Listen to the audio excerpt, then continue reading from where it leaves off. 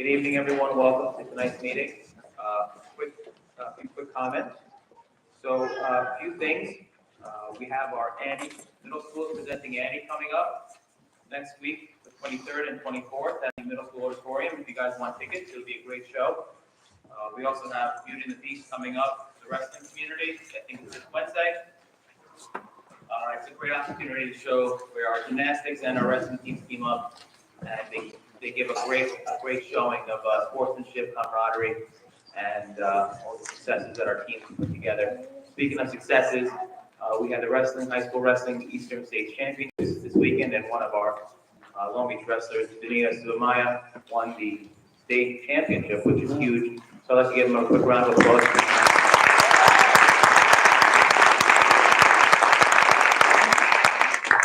Also on Monday, on Martin Luther King Day, we'll be included in the Martin Luther King Day Parade with Long Beach MLK Center. Please put your jacket on, come walk for everything that represents.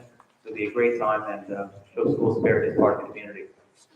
With that being said, I'm going to pass on to the superintendent, the showcase. We have a great little elementary literacy showcase, as well as the first rendition of our draft proposals for the budget capital plan. Thank you so much. Thank you, Mr. Pinto. And just before we do our wonderful elementary literacy showcase, we have a very special person to thank tonight and someone new to introduce. Sadly for us, but happy for her, Lori Dolan, our district clerk, and also my secretary, will be retiring at the end of this month. This is actually her last meeting.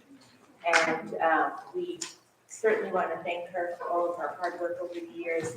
She's one of the kindest, most gracious people I have ever had the pleasure to work with.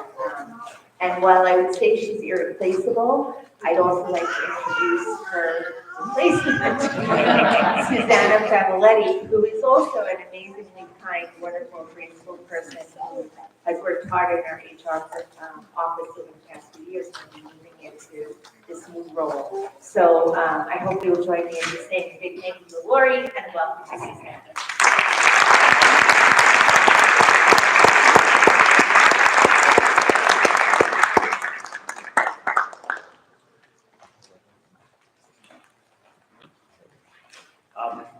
Thank you, Doc. Also, Lori, on behalf of the board, I'd just like to reiterate it. I know I've told you this every time I've seen you, but it's bittersweet that you're retiring, but you deserve it, and we're going to miss you. And we're excited for you and everything that goes on. So congratulations again. We'll miss you, and we'll see you in town.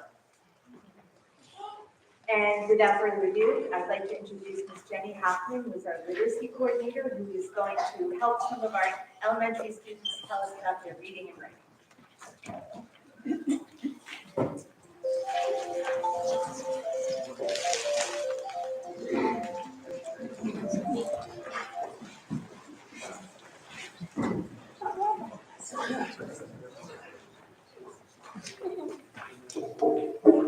Good evening, everybody. I'm going to ask all the students to come to the stage.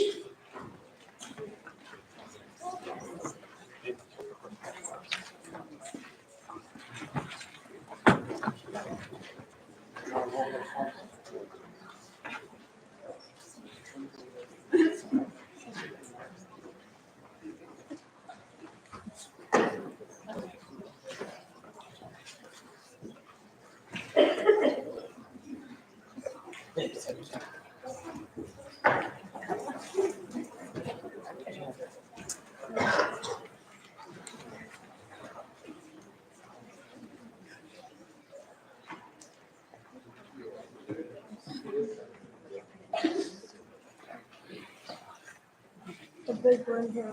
My clock's already.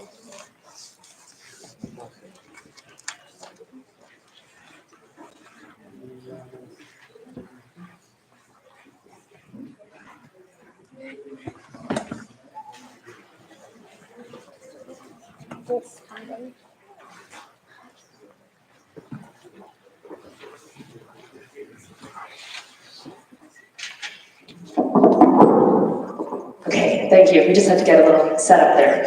Welcome everybody to the Long Beach Elementary Student Writing Showcase. And I'd like to start with a little quote that's on the screen here. Reading is like breathing in, and writing is like breathing out. It's one of my favorite quotes. You can't have one without the other. So tonight our focus is on writing. And in New York State, we have 3 different text types that we teach to all students K-12. So they are narrative writing, which is writing stories that are either real or imagined. We have informational writing to teach others about what you know, and we have argument writing, which is to really prove your side. So you will see examples of all 3 from all the grades tonight. And there's no better way to introduce writing than to just have students read their writing. Right, so we're just going to have every student come up one by one and share their wonderful work with you. Okay, so first, oh, sorry, I had another slide. Another part of the standards, just quickly, before you go, you're waiting very patiently, is practices of lifelong writers. And Long Beach students definitely practice all of these things almost every day. They think, read, and speak and listen to support writing. They write often and widely. They write for multiple purposes, including learning and for pleasure. They persevere through challenging writing tasks. They enrich personal language and background knowledge and vocabulary. They experiment with language. We analyze mentor texts and try to become our own writers. And we strengthen writing by planning, revising, and editing and publishing. So those are all the steps of the writing process. And we, like I said, we work on writing every day in every grade. Okay, so our first author is Ethan. Come on over here.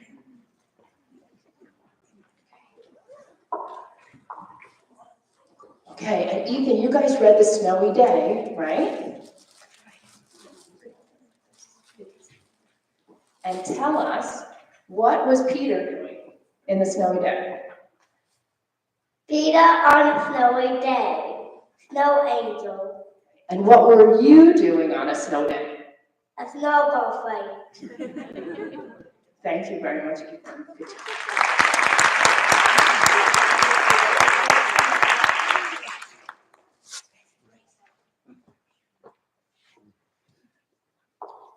Okay. Okay, Grace, tell us what your goal for the new year is. To read and write. And what are you doing in the picture there? Reading a book. Thank you so much.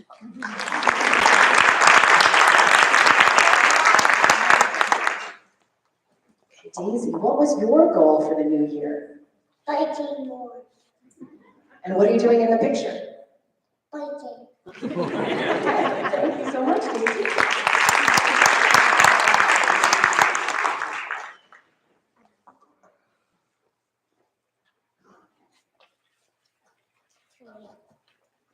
Okay, so before we move on to kindergarten, you'll notice that pre-K writers, they use a combination of drawing and dictating and oral expression. There's evidence that they're learning their letters, the alphabet, they're writing their name, they're identifying the first word, the sound in the word, they're differentiating between words and sentences, and they do know some sight words. Now we'll move on to kindergarten. And Maria, you're going to read yours, right?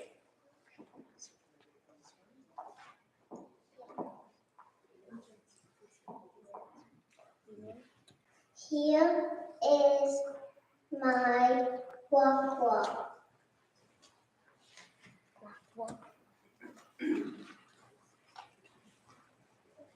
Here is the monkey bars.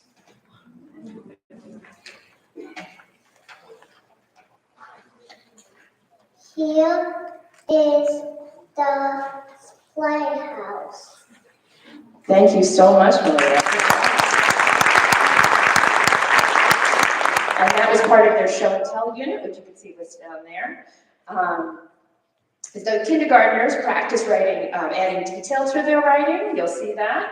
They labeled objects in their drawings. They wrote about the same topic over and over again. They used sounds they knew and inventive spelling and patterns. They created settings, and they picked topics that were important to them. Okay, so Addie, come on. Okay, this is a how-to unit, which is informational writing. Okay, you ready? How to draw a pig. Expert Addie.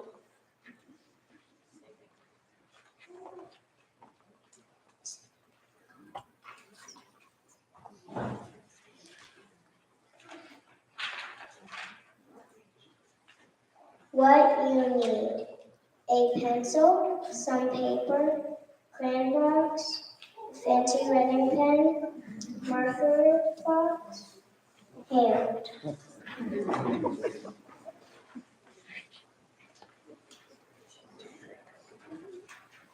First, you draw a circle for the head, for the pig. Tip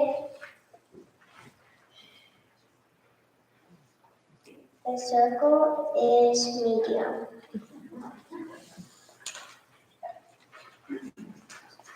Next, you draw a smaller circle for the nose, with smaller circles in it.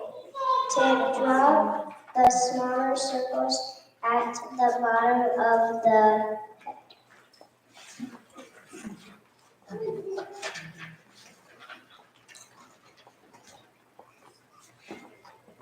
Then you draw two ovals for the eyes. Put the ovals in the top of the pig. Last, if you want to, you can do a design tip like mud. Thank you, Addie.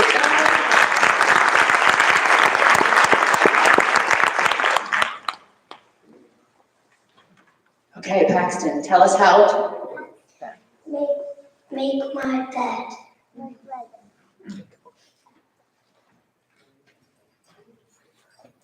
By Paxton Matthew. Pillows, sheets, blankets, bed rail, the bed. First step is spread the sheets out to the four corners and then tuck them under the cushion. Make sure that you did all four corners.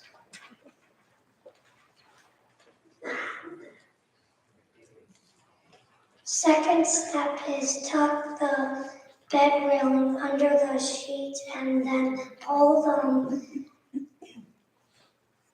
to the bottom cushion. Make sure that you cannot see the railing.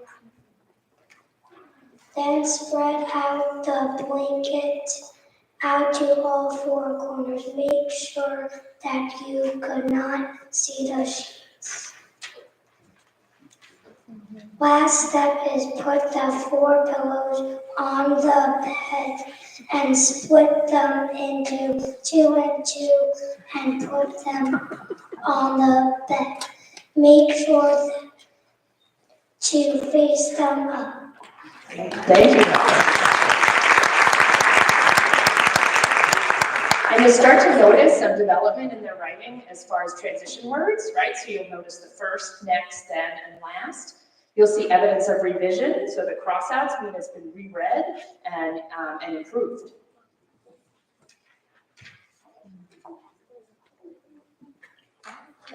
Okay, Jack.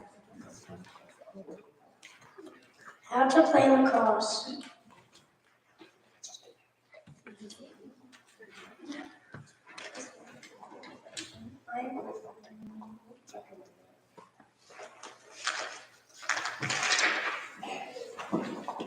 Chapter 1, Gear. You'll need a helmet, a mouth guard, and elbow pads, and gloves, and cleats, and a stick, not a wooden stick, a lacrosse stick. With a net, and you're ready to go to your coach. A mouth guard is a thing that protects your mouth. Chapter 2, Positions. The positions are midfield and goalkeeper and attack, and the opposite of attack is defense. My favorites are midfield and attack. In midfield, you could take the face-off, and in attack, you could score goals. Chapter 3, Dodges. One of the most popular dodges is a space dodge. You run up and bring the stick to the side. I love a spin dodge.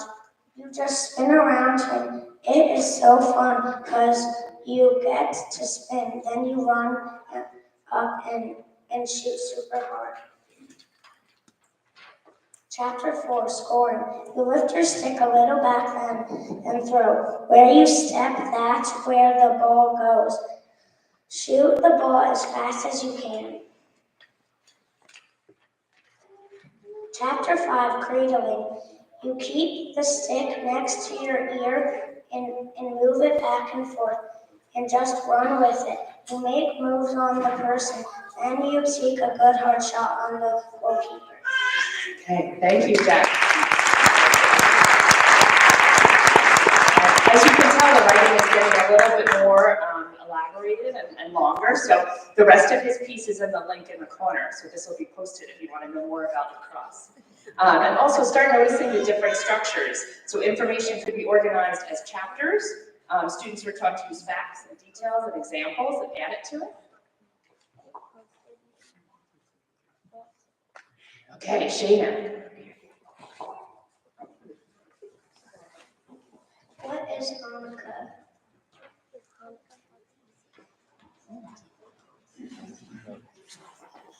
Chapter 1, what is Hanukkah? Chapter 2, menorah. Chapter 3, food. Chapter 4, presents. Chapter 5, glossary. Chapter 1, what is Hanukkah? A long time ago, there was a group called the Maccabees. They needed light. They thought the oil was going to last for one day. It lasted for 8. It was a miracle, and they were so happy to light the menorah. Chapter 2, Menorah. We light the menorah to remember the days long ago. And there are 8 days of Hanukkah, but there are 9 candles because of the shamash. A shamash is a candle that lights the other candles. Chapter 3, Food. For food in Hanukkah, we eat latkes. They're made out of potatoes. They kind of taste like it too. And also you can dip it in applesauce, or latkes in applesauce. You do not have to, but I think it tastes yummy.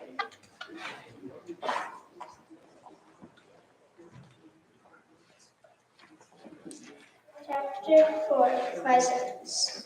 Your mom and dad want you and buy you presents, but only if you be good.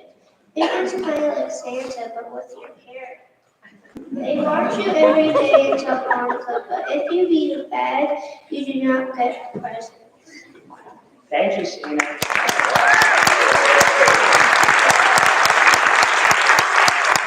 Okay, we have Dana. Bark Bark by Dana Merker, a nonfiction book. My introduction. Have you ever taken care of a pet?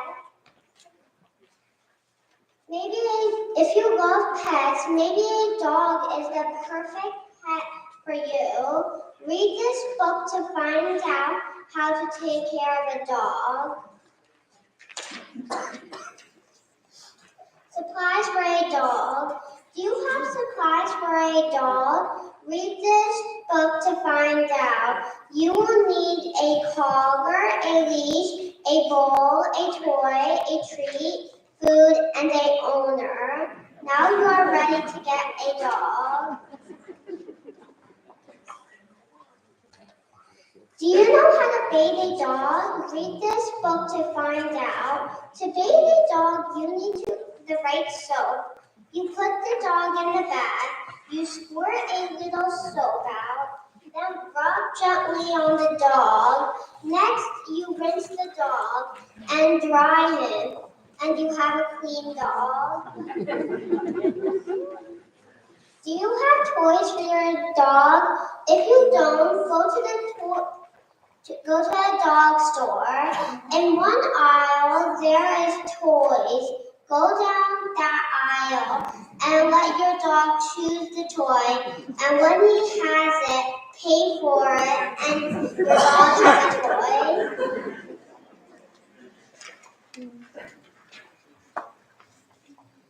Do you know how to feed a dog? If you don't know, I will teach you. Go to a pet store. For example, you can go to to Petco or Pet Supplies, go to the food aisle and find out what dog you have. Is your dog's mouth size medium, small, or big? Get the right food. Thank you so much, Caitlin. Again, the link is in the corner for the rest of her piece. Okay, Ben, you ready? Do you have bad friends? Have you ever thought about whether you should let them go? Well, I have. I think that no matter what, you should let go of bad friends to stop them from talking behind your back, slowing you down, or bailing on you. One reason why you should let go of bad friends is that they slow you down. Once I was rushing to see something, and my friend kept trying to stop me and ask me questions. By the time I got to the place that I was rushing to get to, the thing I came for was finished, and I could have made it if my bad friends hadn't slowed me down. Bad friends slow you down because they want to bother you. Bad friends slow you down because they want you to miss stuff that's important to you. Bad friends slow you down because they want to keep you leaving. That is why you should let go of bad friends if they slow you down. Thank you. Again, here's a piece of Ben's persuasive essay, and you can see how the reasons and explanations are really trying to persuade us. Thank you. Hey, Haley, Ben. Taylor Swift is the best singer ever because she's nice to her fans, she's amazing at writing songs, and most of all, because she has the best concerts ever. One reason Taylor Swift is the best singer ever is because she's nice to her fans. For example, whenever fans are hurt at Taylor Swift's concerts, Taylor calls security over to help the fan. Also, one time at the Eras Tour, the bodyguards at the concert were bothering a fan, and Taylor told them to stop even though she was singing a song. Another example is if there is a child in the front row during 22, she will walk up to them, give them a hug, and the 22 Thank you so much, Haley. All right, and you'll start to notice the fourth graders start with a thesis, and they pick a topic of their choice. They state their reasons, they elaborate on each one with examples. Okay, Presley. Just because fast food tastes delicious, it doesn't mean it is good for you. Fast food is bad because it is unhealthy, it is not real food, and most of all because it wastes too much. Some people might disagree with me because it tastes good and it is a quick stop for if you are in a rush. But as you will see, it does more harm than good. One reason that fast food is bad is that it is unhealthy. For example, they put chemicals on the food to make it stay out longer. Would you do that to your food? I think not. Also, they usually don't sell many grains, vegetables such as sides of broccoli, lettuce, and green beans. Another example is that they add a lot of sugar on the food. One day I was little and I got McDonald's and I got oatmeal. When the oatmeal came, there were rainbow raisins in the oatmeal. I did not like it at all. It was way too sweet and there was so much sugar in it. I took one bite and it was way too sweet. Okay, thank you.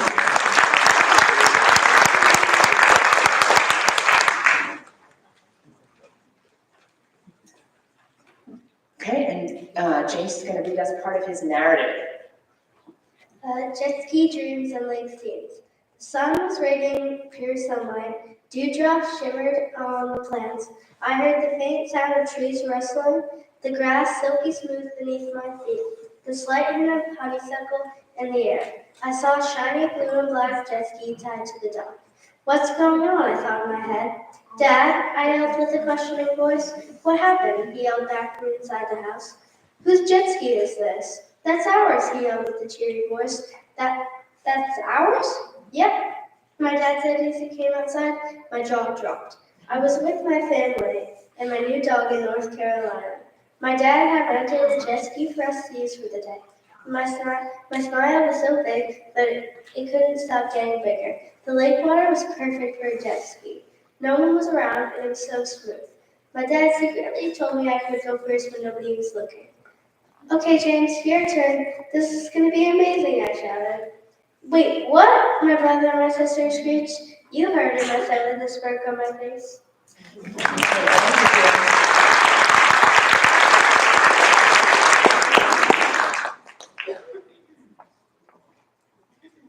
So I hope that gave you a little bit of a taste of all the hard work that we do in our writing across all the grade levels. And again, you heard a lot of informational and argument writing because that's what we've been focusing on right before the break. But every single grade starts with a narrative.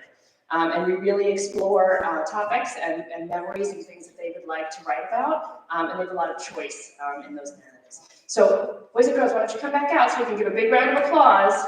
It's really hard to talk on the stage.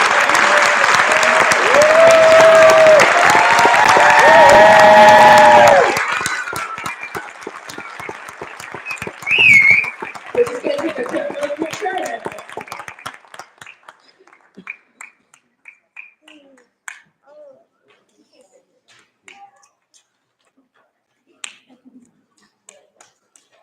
Very, very sweet.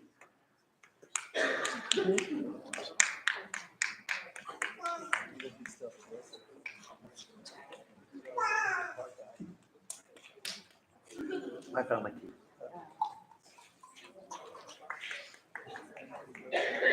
No, what kind of, I've already done this before. My office. I got one for 8 hours. The whole day. Before you guys go, I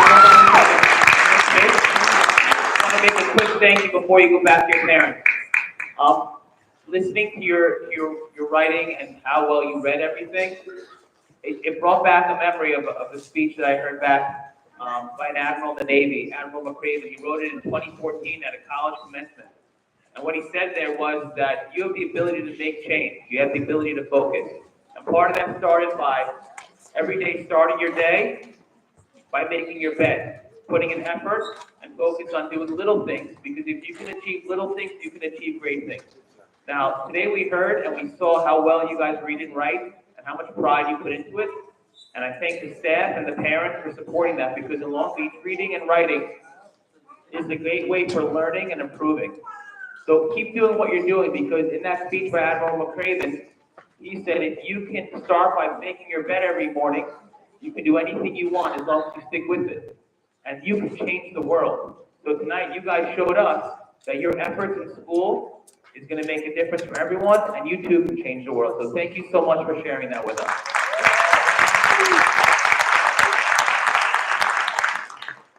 I just say one more thing? Sam, thank you for bringing up bed making. Where's Paxton? Where is he? He's here somewhere. There you are, Paxton. Can you do me a favor? I want you to make me a copy of your story.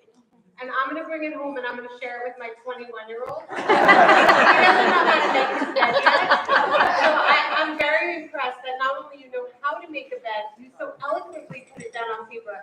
And as Sam said, if you can make your bed, you can change the world. Good job, Paxton. So you're reading, so you were the motivation, but thank you. Our next presentation. Just before we jump into that, I just want to say you guys were awesome, awesome. And you're so great at speaking in front of all of these people. There are a lot of adults who are scared to do that. And you were so brave and confident, and you taught me a lot tonight about fast food, about how to bathe my dog. I think I've been doing it all wrong. About making beds, about so many things, and told beautiful stories. So thank you so much. You did a great job. Now, you are welcome to stay for the rest of the meeting, but it's usually a little boring. So if your parents want to take you home, I think they owe you a special treat for everything that you did today. Okay? Congratulations. Thank you. Thank you so much.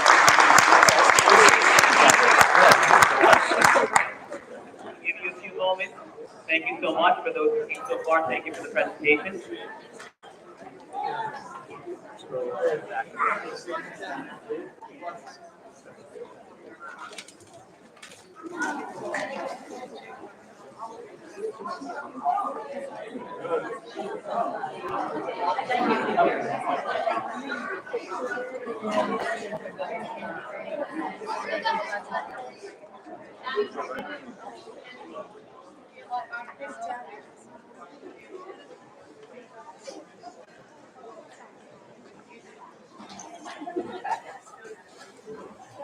So as everyone exits, our next presentation by Mr. DeVito is going to be over our proposed capital plan.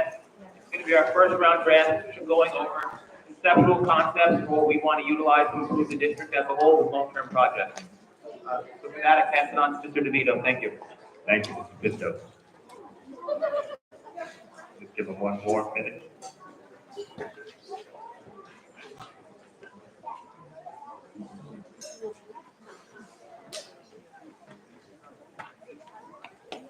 So tonight, we're just going to go through some basic concepts of what we'd like to see in our district.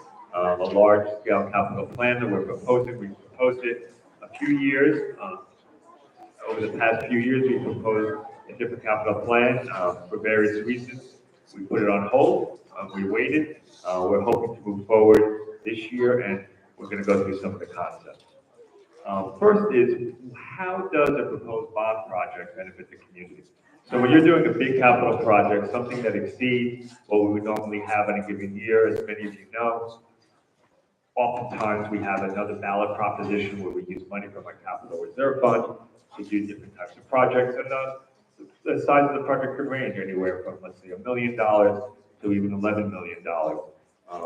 But usually when you do a large-scale project, in order to afford it, you want to spread out the payments over a number of years. Similar to when you buy a house, you really can't afford to pay the whole amount up front and you get a mortgage. So a bond is similar to a mortgage where you have an opportunity to do the work, to pay the bills for the work, but to repay all of that through some sort of a loan over about a 15-year period.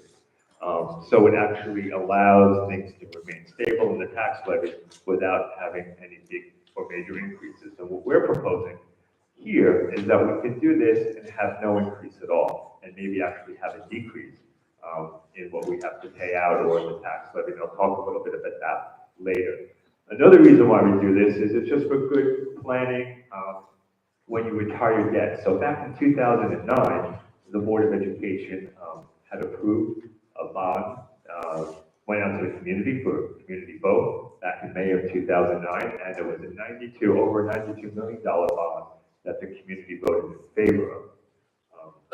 We didn't borrow until 2011, the first part, about $60 million. Then in 2013, we borrowed another about $30 million. That money, that debt service is starting to what we say fall off, meaning that the term is about to end. So $5 million of our annual debt service for the past 15 or so years has been about $8 million. At the end of 25-26, which is the next fiscal year, it drops off. It's already been repaid. 2 years after that, the remaining $3 million, again, it's an $8 million payment that we make every year. That drops off. That relates to the second part of the borrowing.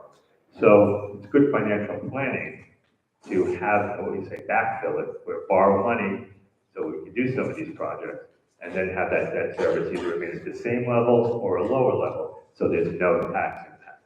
So that's a little bit of the context in terms of how it benefits our community, keeping our buildings in good shape, allowing it to not have a big impact on an annual basis in terms of an increase in the tax levy, and how when you already have debt service in the budget, you can backfill it so that it just remains constant, and we have the ability to keep our building in a good state of repair, but also do some really exciting things. So we're going to present to you some thoughts we have about some of the really exciting projects that we hope to move forward with. And again, this is our first introduction to this whole project. At the high school and the middle school, some things that we've been talking about to enhance our instructional program is we want to create space for carpentry, a new carpentry CTE program, for our robotics program, for our marine science research, for our aquatics culture.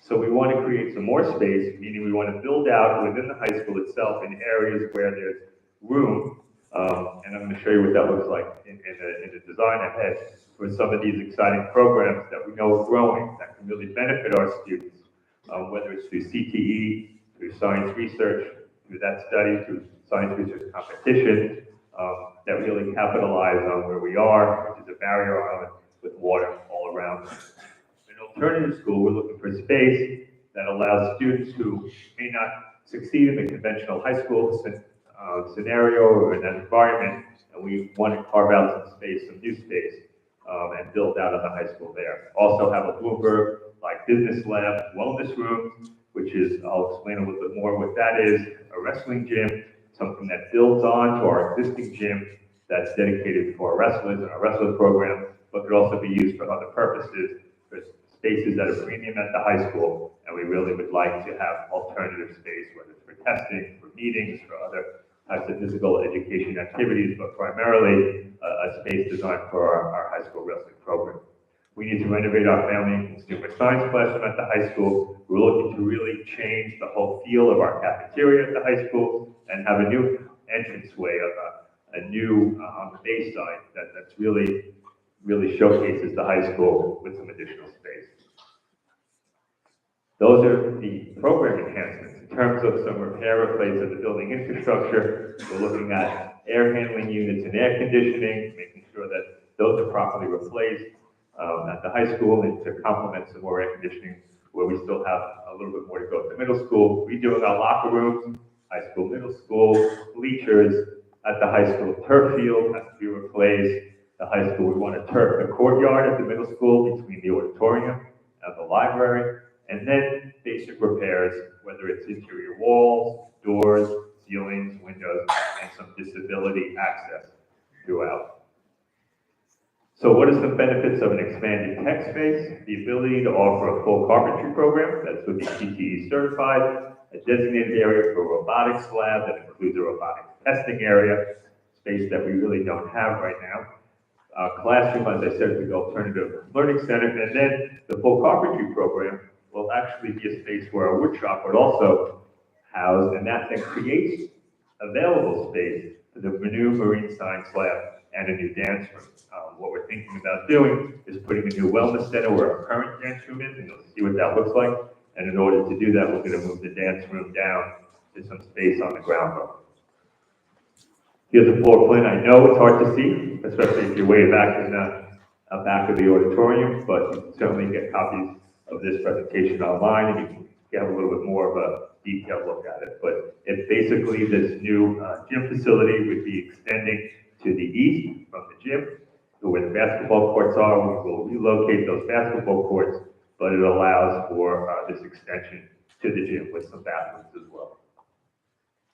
Here is our current dance room, and you can see how great the view is. It's very calming, and it will be a great place to convert it to something that looks like this.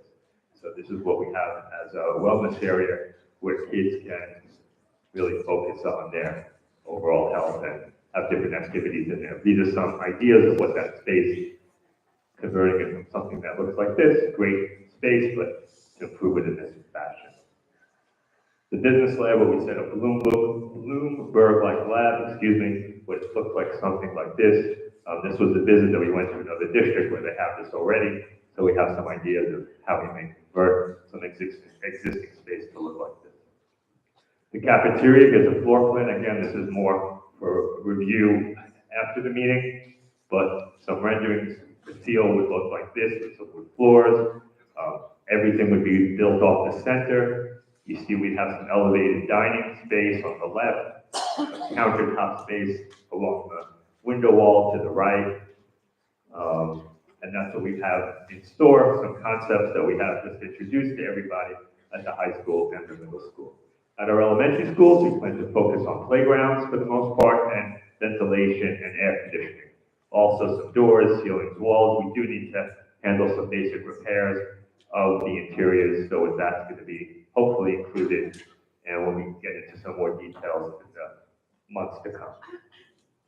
Another idea we had was have an inclusive playground, which means that it goes beyond the accessibility standards where all people of all abilities can interact to set based on universal design principles that guide the placement of all the different play structures, the pathways, the seating, the equipment. And it's a place where children, families, and caretakers can really play together regardless of their actual abilities. And this is what something like that would look like. And we hope to put one of these, at least in one of our elementary schools, and maybe very different versions of it at maybe a second elementary school. So that's some ideas about this inclusive playground concept that we are thinking about. We also own the building of the public library. We need to do some repairs of the building infrastructure there. We're not responsible for the actual interiors, but we are responsible for the building envelope. So some things that we have in mind are the roof on the 3rd floor, the windows, and the exterior doors. So I mentioned to you about how the financing works in terms of having no tax impact. So if our current debt service in our budget, take a look at the line by line, is about 8 million. If we have replacement debt service that's less than that amount, then that's how it becomes either no impact or perhaps even a reduction in tax levy. So in summary, we hope over the next several months, talk about some of the details. What we're going to do is as we present the budget, we talk about the secondary budget or the elementary budget, we'll talk about the related facilities that flesh this out in more detail with some cost figures, with some descriptions about what the scope of work is. But it really, hopefully, will enhance our programs and facilities, take them up to a new level in terms of what our students can do and how they can use our facilities to support our educational and career opportunities, to really engage our students with cutting-edge programming that could be supported by the different facilities, and just some ancillary benefits to our community is if our schools are performing at a very high level, that could increase our property values, and we hope to do all of this in an environmental, a sustainability type of a way. So that's the presentation for this evening. I'm happy to take any questions or comments from the board, and then, of course, from the public. Thank you very much.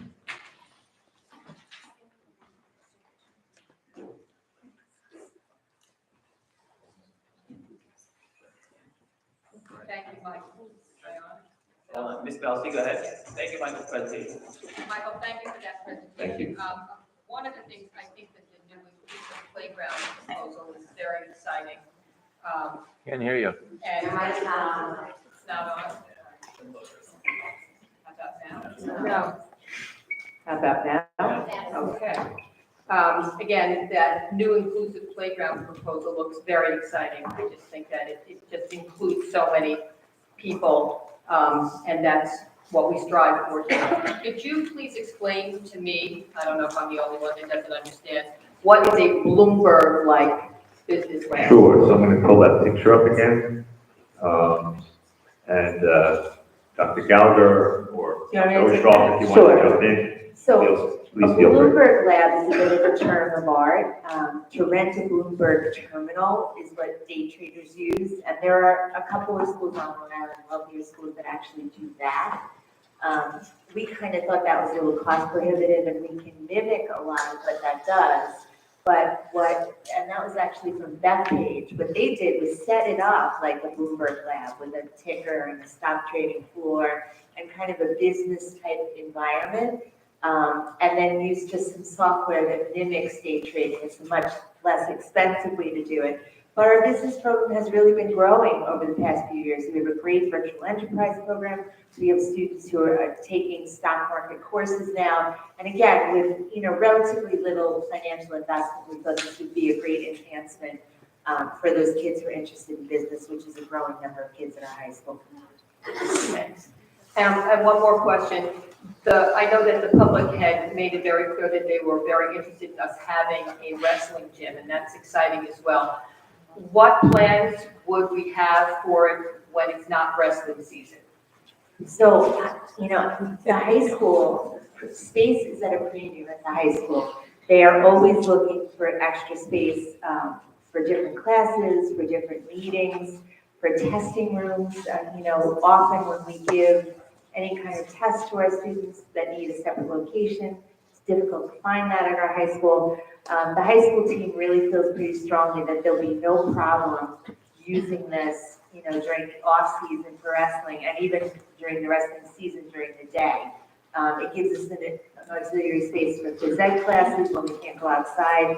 So, and I know that this was part of what was proposed to the community in the bond many years ago and fell off because they felt it wasn't the top priority at the time. So again, if it's something that we can do that enriches our program, and we have a lot of pride in Long Beach in our wrestling program, which I think is great, I think it's something that we can serve multiple purposes at the high school. All right, thanks so much. Anyone else? Ms. Conlon? Just also, I meant to add, currently, our wrestlers practice frequently at the middle school because we don't have space at the high school. So it would alleviate that problem as well. I was going to say too, wrestling is almost like hockey where they're always wrestling. It doesn't seem to have an end. The students really love it when they're not wrestling. Coaches always have them together, so there's a wonderful camaraderie between our wrestlers. Thank you, Mr. DeVito, for your presentation. I just have a question. You mentioned you would move the basketball courts. Where would be, have you thought about where they would be moved to on the high school grounds? I don't know, I Mr. think Brillo. Mr. Epstein was gonna speak to his folks and see, where the best placement was, but we have a few different possibilities. Okay, so they would still have a basketball court? Okay. I want to thank you about the Bloomberg Lab. I remember at our last meeting, we had those wonderful students present their business plan, and they created their own app for exercise. So once you mentioned the Bloomberg Lab, I immediately went to them. Because you're right, it seems like business is something that our students are showing a greater interest in, and the more we can help them in high school with it, the better. I concur with Mr. Kelsey about the disability accessibility. I think that's a wonderful asset to our community. Why would we do more turf though? What benefits did you see when you mentioned the turf court gardens? Well, I think what we've heard from the middle school is that the area between the library windows and the auditorium, kids play there, it gets very muddy. So half of it already is a basketball court, but the other half is not. And they've been asking to do something so that it's more durable, the surface, and it doesn't just get so muddy when it rains or, easily with holes and things like that. Just to make it safer and have a play area that the kids are gonna play there, that like to, play soccer or different things, run around, and we'll just hold up because it's hard to keep grass there because of the amount of traffic that's on that area, and then it doesn't really hold up to the weather. So between the weather and the amount of traffic, they think that just having a turf surface would be good for them. Okay, but I guess that since we're really just starting to discuss this, we'll have a lot more time to discuss Sure. it as to what would be best. Yep, this is just our first step. Thank you. Thanks. Just thank you, Michael. I just had a few questions of clarity. You mentioned good financial planning. The $5 million is falling off. There's $3 million falling off in the next 2 years. Did I get that right? Right, so not next year, but the year after, that $5 million portion of the $8 million of debt service will not be there anymore because we would have paid off that first borrowing that we did in 2011. Then 2 years later, an additional $3 million drops off because then the borrowing we did in 2013, that gets fully repaid.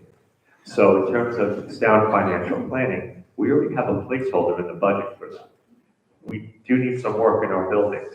So to be able to stage it in a way that we do the work, we borrow, we repay, so that we keep that amount either level, so there's no tax impact, or lower, where it would actually be a reduction in the expenditure line, is good planning because it keeps our facilities in a good state of repair, and it doesn't add anything to the taxpayer, right? Because we have a placeholder in the budget there already. Okay. And just a point of clarification, it would again be a 15-year borrowing, so the Correct. prior was 15. And then I'm assuming, much like a mortgage rate, there's an interest rate. That's And is correct. that locked or flexible Well, with the market? I'd have to check in terms of what the current legal framework is. I know that when we borrowed back in 2011, 2013, when we closed on those bond issues, we did have a certain rate, but there was a vehicle for advanced repayment. And for some of the board members who were here then, they may remember that when we got closer to the end of the repayment period, we were allowed to prepay the principal and to do that at a lower interest rate. So we saved actually several millions of dollars in the overall total repayment of those bond issues by going back out, getting a lower rate, being able to prepay, and the rest of the out years, the actual debt service was lower. So when we talk about that 8 million, it used to be actually higher, like 5-7 years ago, before we did some of the refinancing. That's kind of the terminology most people are familiar with from a home mortgage. In the bond world, it's called advanced, whatever I just said, advanced. advance fee funding, excuse me. And then it lowered our annual payment. Okay. Yep.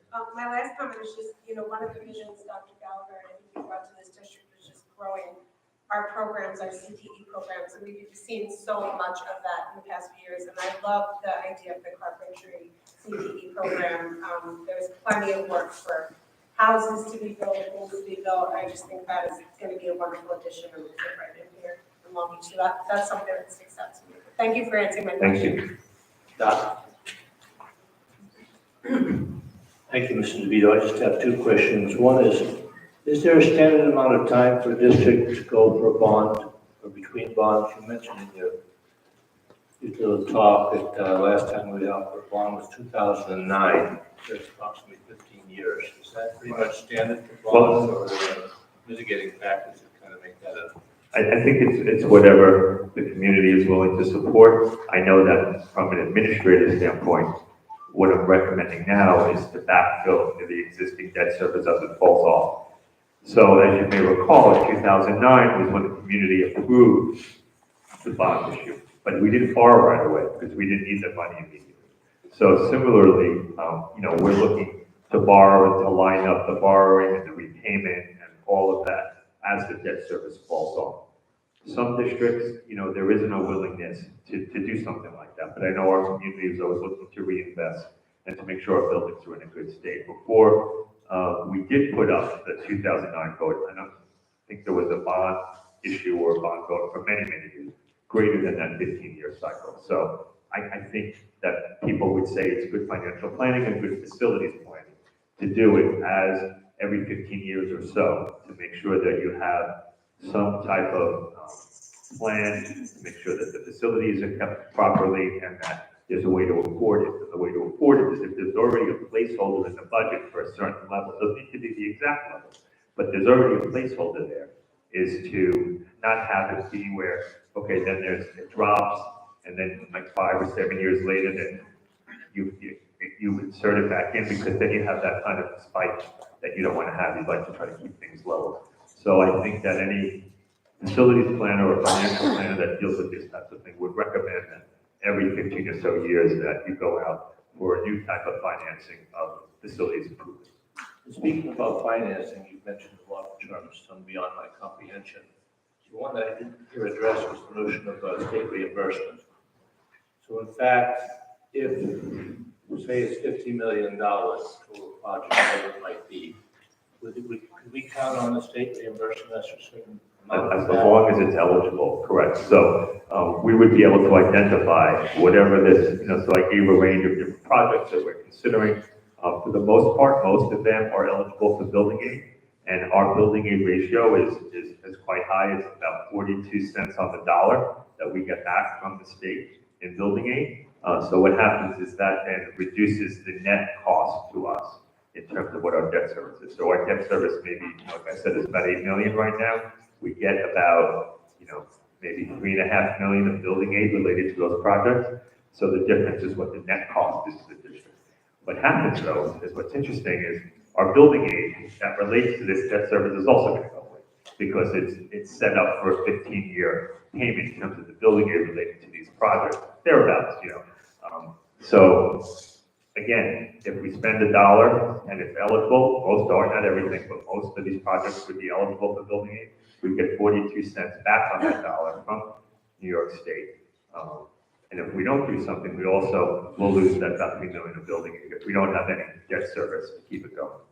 As best I recollect, you were here just relatively new in 2009. Yeah.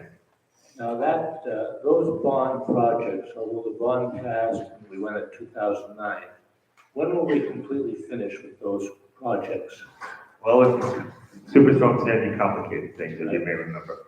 So, I know you'll remember this, just a little anecdote is that we had just completed the middle school library, right?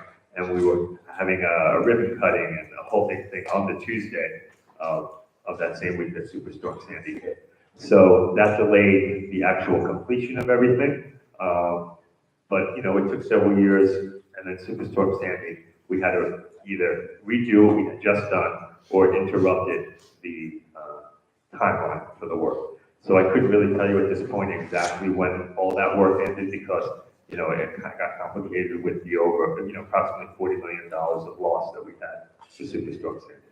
One of the other things that, trickled in further the last 5 or 6 years is the notion of supply chain and how backlogged they've been and how we've had to wait for certain things, whether they might be textbooks or odds and ends. But anyway, I guess I'm getting ahead of myself. Thank you for the presentation. There's certainly a lot for us and for the community to digest. Thank you for the work you put into it so far. Thank you. Mr. DeVito, thanks again for the presentation. Obviously, this is the first step of the public feedback to provide for us. Being on the Capital Projects Committee along with Ms. Conway, Mr. Grillo, Mr. Kramer, Dr. Gallagher, and yourself, I know that we try to prioritize enhancements and improvements to the district that will support safety and also support our program, as well as giving opportunity for the community to utilize our space, because we know that the district has a lot of outside space and inside space that's often used by those outside of the school community. Some of the things that we're focusing on, though, we've had a lot of successes, whether it's our robotics or with our trades, carpentry, or even our welding, and we realize that we're growing outside of our means. Our successes are growing outside of our means, and that's why we're focusing on bringing these types of brick and mortar enhancements to support the operational budget we do every year, to support the children and learning by, putting in the right staff, bringing in teachers with training, giving the day-to-day facility and tools.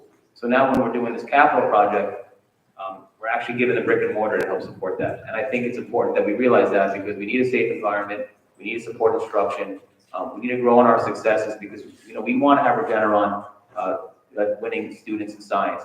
We're surrounded by water and we don't have a lot of capabilities to do marine science. We want to expand our welding to provide services, whether it's on land or at sea, to make sure our kids are prepared after high school to have trades, because not every kid's going to college. A lot of them are now assuming jobs right out of high school. And I sat yesterday with someone at the barber and he said, hey, I own a welding company and I actually hired a kid who graduated from Long Beach High School with a welding certificate. He went right into the workforce, and it was great for him. So these types of opportunities are really important to the community as a whole, to bring it back into the economy. I think it's important that we pick up the fact that we're doing this now at this time, because there's a lot of improvements and maintenance needed and enhancements needed. And now is a good time to do this, because we're losing the debt service from the previous bond.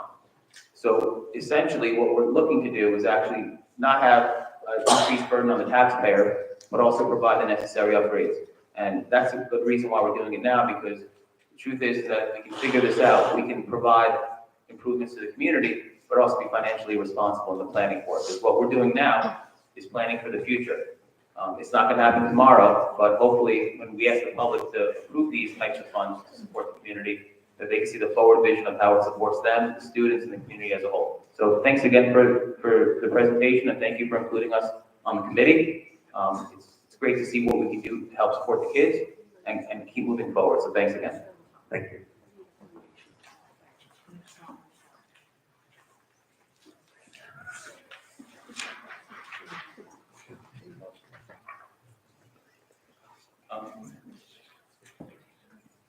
Normally we have our student organization give a little bit of a speech on behalf of the high school class, but again, tonight he's not here, so we'll move on. Questions and comments from the public on tonight's agenda only. Remember, if you can tell us your name, please speak uninterrupted. You can for 3 minutes, and anything that's on tonight's agenda, you're more than welcome to come on up and come to the podium and speak. Whoever goes up to go first, please.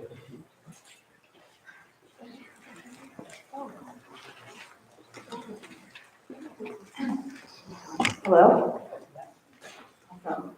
Joanne Cap, 445 East Olive Street, Long Beach. I didn't plan on speaking on this part of the agenda, and I am trying very hard to contain what we just saw, which was a lot of things coming while my community is facing the closure of a school and my children being shifted into spaces that we will make at the 3 elementary schools. A lot of these things that you showed are not foundational to education. A wellness center, a coffee cafe, fish tanks. I think those are all nice to have, and I think it is, and I will address more on this after this, but it is almost a slap in the face to this community. And I appreciate that we are trying to build the infrastructure, but I have stood here and asked you month over month, year over year, to fix our HVAC at our school. And to see what looks like a apartment, the Sands Beach Club at the high school, I hope you can understand how upsetting that is from a community standpoint. And we're trying to argue for class sizes for our elementary schools, for programs in our elementary schools. So I hope that this is the first version, this continues to iterate, but I hope you can understand where I'm coming from, seeing things like this in a presentation. Thank you. Thank you.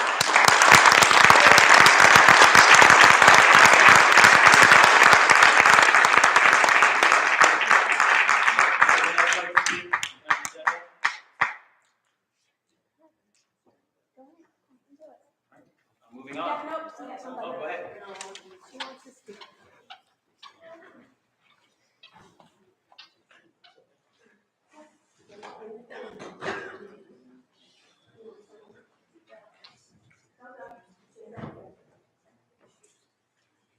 Questions to, Adam Cap, 445 East Olive. Just questions around the expansion in this use of the bond. Where was this last year? When we stood here and we cried for it? Where is it a surprise that the bond was up? It shouldn't be. So a year ago, with the threat of losing $4 million, or whatever that number was, it was due and spent. And now this is an expansion, because we just, bond is up. We're getting the money back, we have the money. But yet, you're still bringing in parties to look at renting property. It is a it's like telling my kids they have to go into the closet and live together so I can, add fancy things to my house. Because, I want to have it, it's cool. So you're being very irresponsible by ignoring what you're still doing as a board, not giving any direction to the community or your staff, or the executive committee here, or the executive team that's running this, as to what the direction is. All these things are great. I would love them. I would vote for them. I would vote yes for the bond. But then you're still trying to cram kids into smaller schools. Please address that in your next session. Thank you.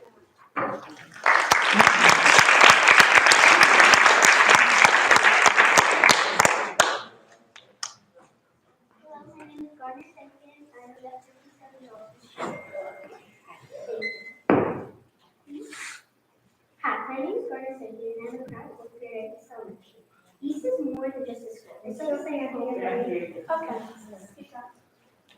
Hello, my name is Gardner Senkin, and I'm a proud fourth grader at East Elementary. East is more than just a school. It's like a second home for me and so many other kids. Tonight, I want to tell you why East Elementary is so important and why we need to keep it open.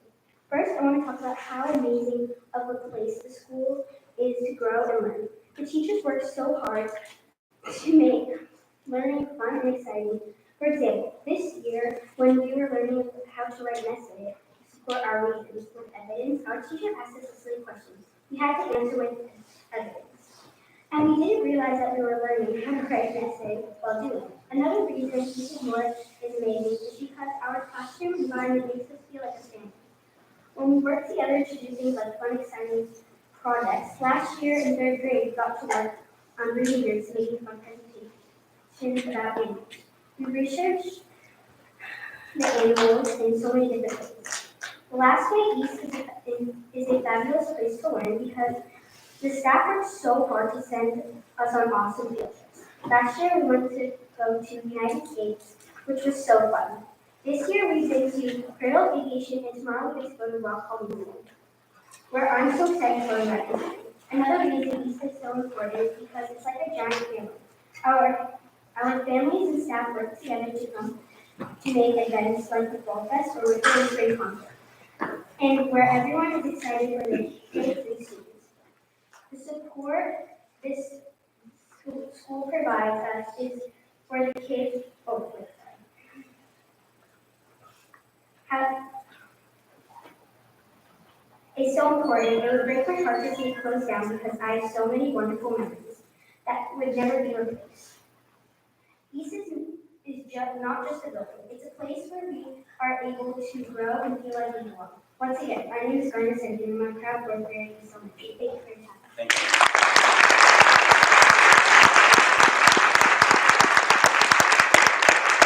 Thank you so much for coming up. I know it's not easy speaking in public. If we can, just make sure that we focus on, at this time, questions or comments on the agenda items only. There'll be questions and comments later on any item if you'd like. But right now, we're focusing on the two presentations. Hi, my name is Judith Chang, 351 East Olive. I didn't plan on sharing either, and I'm gonna run out of here to go pick my son up from wrestling practice. So as a parent who's in a fortunate enough situation as my son is graduating from E-School, technically, I guess this isn't my problem anymore. As a neighborhood taxpayer, considering E-School being my neighborhood school, it is still a problem for me. So also in the dual situation that perhaps I live here long enough that I do care what you do with the middle school and the high school, as my son will be attending both of those schools, potentially as a wrestler, and can benefit from all the things. I'm just here to say how confused I am, just baffled and so confused. Again, to reiterate what was said, how can this be a year later, knowing what we know now, what's not being taken away from us, that you could sit here and not address the obvious to us, that what you could put towards keeping this school and what it matters to our children's education is just beyond me. I mean, I know my statement today was going to be to you without realizing that you were going to do this and insult us further. What I was going to say was, there is no trust for you, and it's not just E-School parents. You have lost trust, okay? You have lost all faith from us. And that just shows me that it's just been lost on you. It's just been completely lost on you. My discouragement, yeah, so maybe, I don't know, maybe I'll pay more money and send my son to Catholic high school. Because I'm just beyond disgusted at this point. So that's it for me.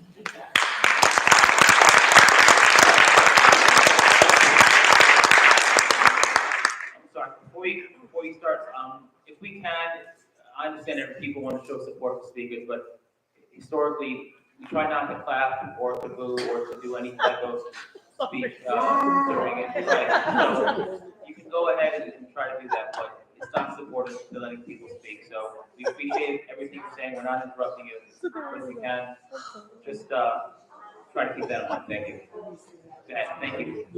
Question that has to do with the agenda. I don't know if it's actually working. Okay. Hold on, just wait a second. Sorry, it's so you're not working. interrupted. My name is Maureen Alvarado, 613 Monroe Boulevard. I just have a question about the criteria for going to bond. What's that like? Who gets to decide, like, whose ideas are the wellness room and the, I mean, obviously not the repairs, but the extras, like the Bluebird, which I also agree would be fantastic because my kids will go to high school here, but who gets to decide those, and then who puts the dollar amount? And then obviously it's the people who vote, but where does that come from? So we were at the first stage of the process. So central administration, who would here introduce some ideas for the board and the public's consideration. Then there's an opportunity like now to weigh in on what you like about it, what you don't like about it, or maybe something new that hasn't been presented in the public forum like right now. You get to say, hey, I like this, I don't like this, so have you thought of that? So this is the opportunity right now to do that. And then it's the board that will ultimately decide on the final scope, the dollar value, based on the cost figures that our architect and the architects put together. So for example, if we're looking at expanding space for the robotics program of carpentry, he'll put together some preliminary design, he'll cost it out, and he'll say, this is what, for this line item, for this element of this overall project, is the cost. The board will finally determine whether they want to go forward with the different line items that we propose, that we hear the feedback on, and then they sign off and they say, okay, this is what we're going forward to the voters. And then it's on a ballot, and then it's the community that actually has to say yes to what they want to go forward with. Okay, all right, so a general collaboration, central admin, all those cool things. Correct. The other piece is the ideas are generated from our instructional staff. Okay, that makes sense. So my recommendation, like you said, like you get it from, would be to use a bond to fix e-school. Thank you. Jen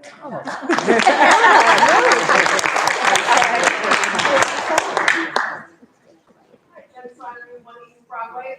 I just wanted to comment on this wellness room. It looks like it belongs in the breeze, one of the multi-million buildings that just put up. I mean, it looks awesome. I'd love to live there instead of my apartment. I'm not entirely sure that that's exactly what we need in our schools, especially when there are so many other factors. I personally am a mom, I'm also a taxpayer. I've been on the road for 20-something years. I put a lot of money into the city. I want what's best for my daughter, but I also don't want to spend money that is unnecessary. So I also think that this is a strange thing to present. Thank you.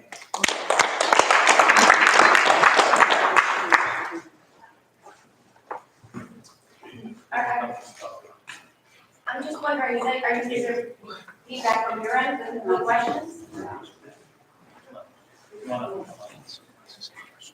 Hi, Juliana Carmichael, Louisiana Street. So I think there's a lot of new people that don't actually know how the proper order is. At the back of the agenda, or you can look online at the district site on the instructions. So I know Mr. Pinto's saying don't clap or don't speak, you need to come up to the microphone, just general, right? I asked Mr. DeVito on the bond proposal, right? So I'm trying to remember from past years and last year, you did several proposals, right? Before it was tabled? That's correct. Okay. So at the next meeting in 2 weeks, will you have more specifics and breakdown? So what we're going to do this year is we're going to run the specifics of this bond proposal concurrently with the budget. So for example, next week, I don't think, we're talking about like some central administrative functions, if I'm not mistaken, benefits, and things of that sort, maybe transportation. There's nothing there that has to do with that we're proposing in the bond, so we wouldn't really talk about it at the next board meeting. But let's say when we talk about the secondary program, we start talking about what our proposed budget is for our secondary program, we're going to talk about some of the instructional enhancements that we're thinking about to support that program that we're proposing for next year. Now again, in terms of the timeline, let's say we go out with this out to vote, it takes about a year and a half to get approvals from New York State, based to get on the drawings. Then we have to either go out to bid or use an existing contract that's out there to do the work. For the most part, we like to do the work in the summer, so it doesn't interfere with the instructional program. Some things we can do during the school year. So the actual work is probably not going to happen for, let's say, 2 to 3 years. If we're lucky and it all goes well, perhaps a little bit next summer. So it's in the out years that we're talking about, but in terms of introducing the detail for more discussion, it's going to be over the next several months that we're going to be doing that. Thank you. You're welcome. I'm pretty sure that I can speak now versus later because part of the agenda was elementary literacy. Sure. Okay. If not, then I do apologize.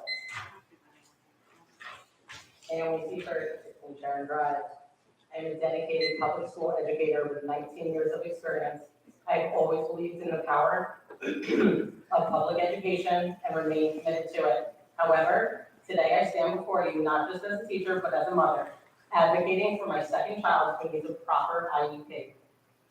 This is the second time I've had to navigate this difficult and frustrating process to secure appropriate educational supports my child is legally entitled to receive. My child is currently in first grade and struggles significantly with recognizing the letters of the alphabet and their sounds, despite clear evidence from the first couple of weeks of school highlighting his need and for reading support.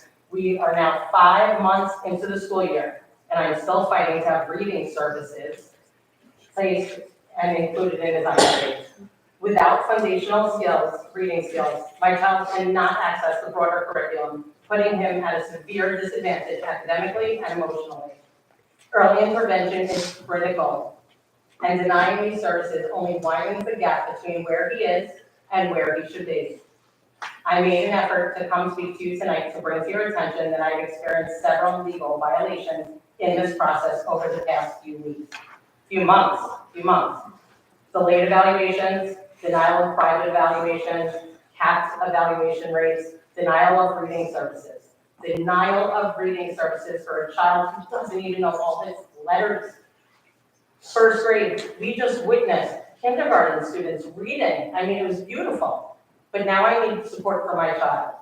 And that was just to name a few of the legal violations that have been occurring. I provided consent for all necessary evaluations in September. However, 2 critical evaluations were delayed until January and February.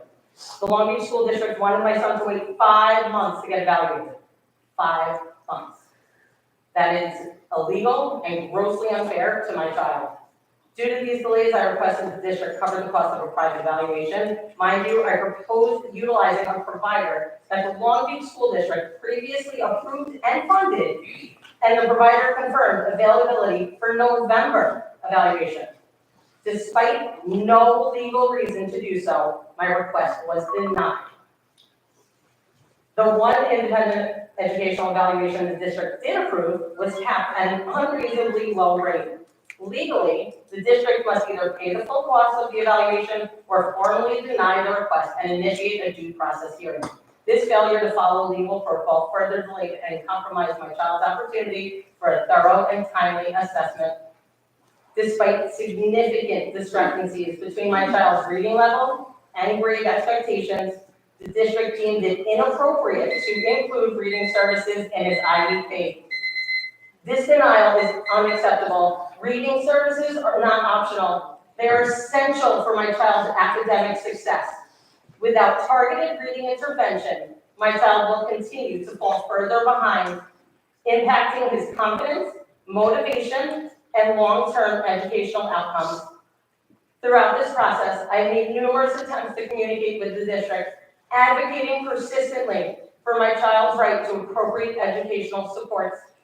Yet these efforts have been met with delays, denials, and lack of urgency. Ms. Seifert, I appreciate This has everything. You can wrap it up directly in a short. Keep Yes, going. I have 20 seconds. Go This right ahead, has- thank you so much. Thank you. This has directly contributed to the delay in my child receiving the services he desperately needs. This is not just procedural issues. It is a profound disservice to my child and other students in similar situations. The system is broken, and the continuous failure to uphold legal obligations has created significant barriers to my child's learning and development. It is clear that the current system is failing to support our children. Meaningful and immediate change must happen to address these systematic failures. Timely evaluations, appropriate services, and adhere to educational laws are non-negotiable. Our children deserve better. Specifically, immediate access to evidence-based reading interventions must be prioritized to address learning gaps before they become insurmountable. I hope this serves as a call to action for necessary improvements in our system. Thank you. Thank you.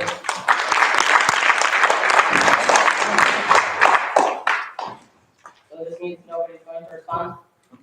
I wouldn't think it's appropriate that we publicly discuss your child's specific needs in a public forum. I think it's best that you communicate still with Dr. Gallagher and the administrative team handling it. We heard what you said, we appreciate your insights, but for us to start debating about your child's specific needs in front of the public would not be appropriate, so thank you. I am not asking you to discuss my child's personal needs. I'm asking you about, I was told there are no reading services in this district to be placed on an IEP. Reading services cannot be placed on the IEP. They can have AIS reading, which has nothing to do with an IEP, or they can have resource room and have some supports in there. That is not reading services. Yeah, that's not actually accurate, but again, I don't want to discuss it publicly. I can hear you. You don't want to discuss the district's failure to supply reading services to all the students? Because we're not failing, Mrs. Seifert. So I don't, you can't just say things like that and we have to let them go. We are not failing. Wait, I can't just So say our what? students up here tonight, we are teaching reading, we're Oh, yes. providing reading So introduction. you brought the brightest, but forget about the ones who So can't. one of the things that we're trying not to do is have a debate right now. If we can, I think it's best serving for everybody Follow. that you follow the superintendent. Thank you.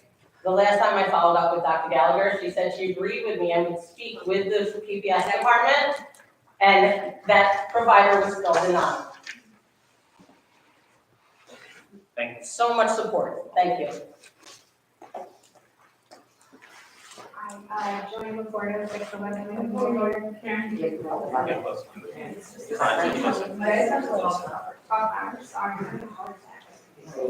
You just have to really speak into the mic, even though it feels uncomfortable. Oh, is that good? Speak into the I'm mic. so short, I don't understand how I have to crouch for this. Thank you. I'm on a volleyball deadline, so I have to rush a bit, but I mean, just to reiterate a little bit, that presentation was amazing. I could see that line. I have elementary school children, but I know that they will be in middle school and they will be in high school. And I want all the best and the good things for them. But I'm hearing a lot of talk about priorities, and I just don't see that in what was presented there. I feel like we're living in a box, but deciding to buy the yacht. Like, I just don't really understand, like, as a mother, as a business person, as a person that runs a budget, a home budget, a financial budget, I would never say to myself, well, you know, we can't fix the slide in the east playground for a year, but I think we should put a lounge in the high school. Yes. Like, I think that's where it needs to be, and I know that that was a little instigating, but pushy, but I just really want everybody to be looking down the line, and I want to path that, listen, if we're closing the school and that's what all the things we get are, then can we decide on all the things that need to happen beforehand? Like, okay, the school's closing, where are my kids going to school? Do I have a choice of where they're going to school?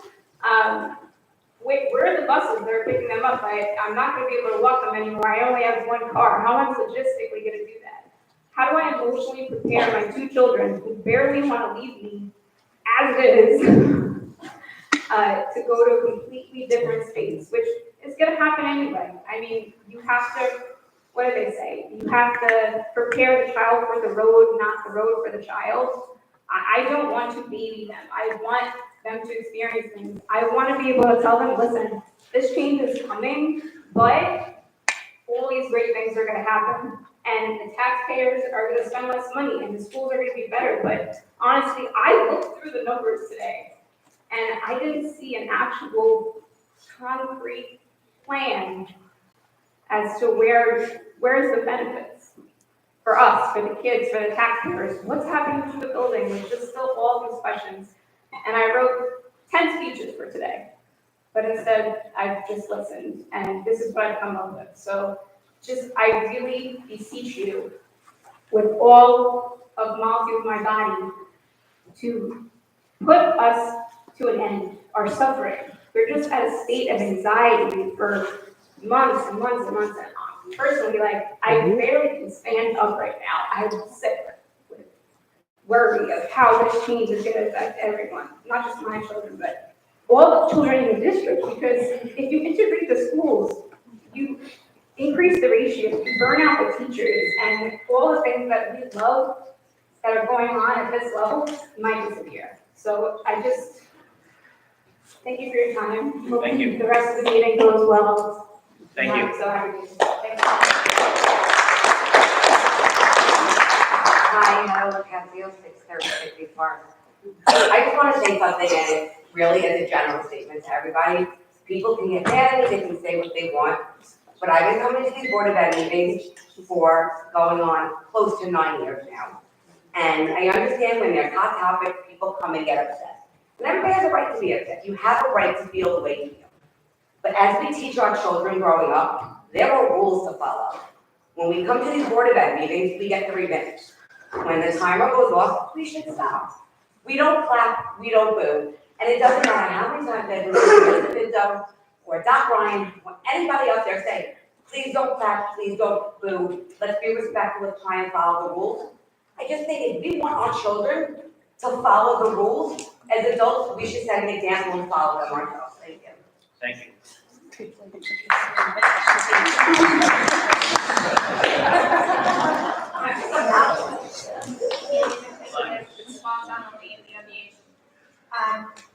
I like the presentation and I think people are going to use such a long proposal. Can you hear me now? Can you hear me now? I feel like I'm mad. Yeah, I'm like Marshall. I like the presentation. I think people are going to hear more of the bond proposal is very separate from something else. I was a little disappointed in the fact that it seemed very high school focused. And I've sort of noticed the pattern over the last couple of years in our board meetings that everything seems to be very high school focused, and people tend to forget that there are still like thousands of students in their education right now. And I think we need to look at all the amazing things we can be doing for them as well. However, I think we're getting stuck on the term wellness room, and I think maybe that's a misnomer, because I know Dr. Gallagher, you and I discussed about having a room for kids with mental health issues, because of recent things that have happened in the community, especially at the high school.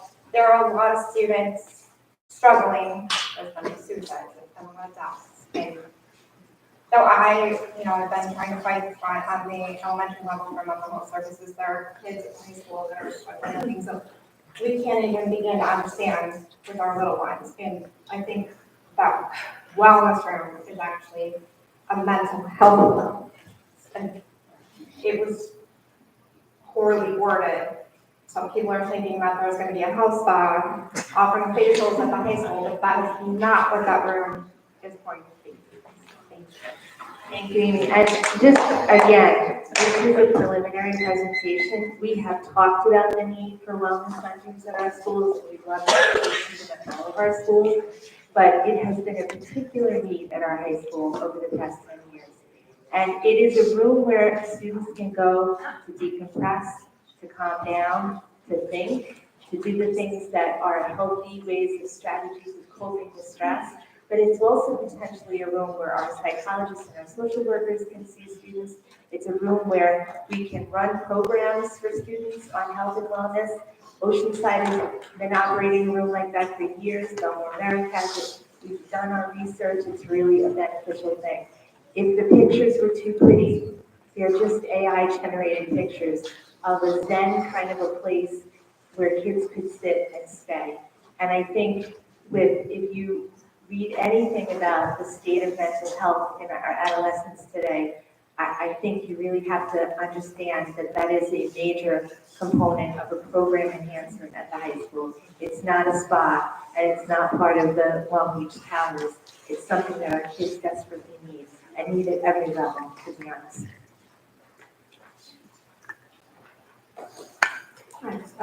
Kristen McChesney, 61 Vinton.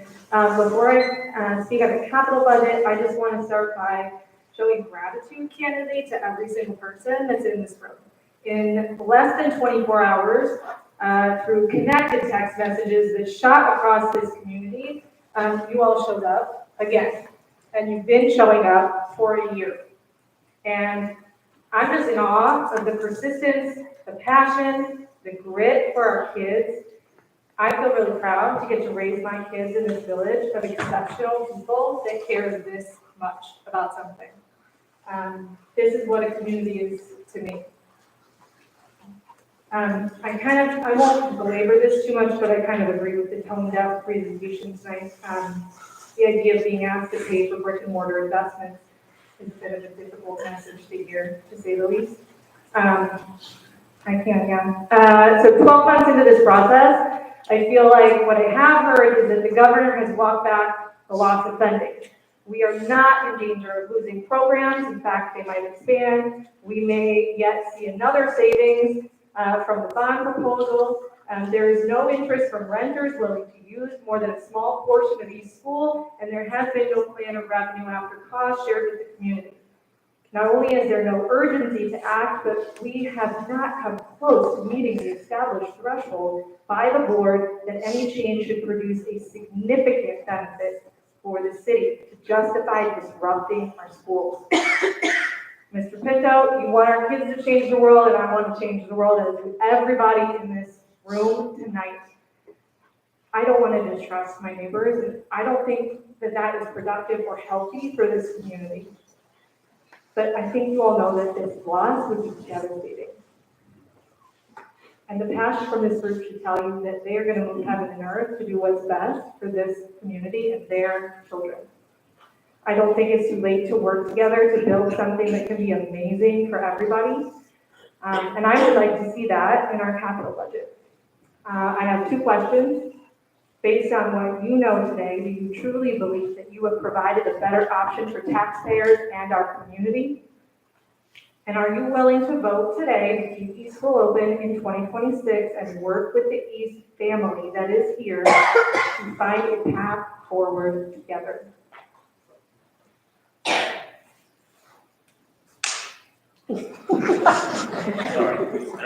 I'll speak. I'm willing to vote. I'm voting as I did last year.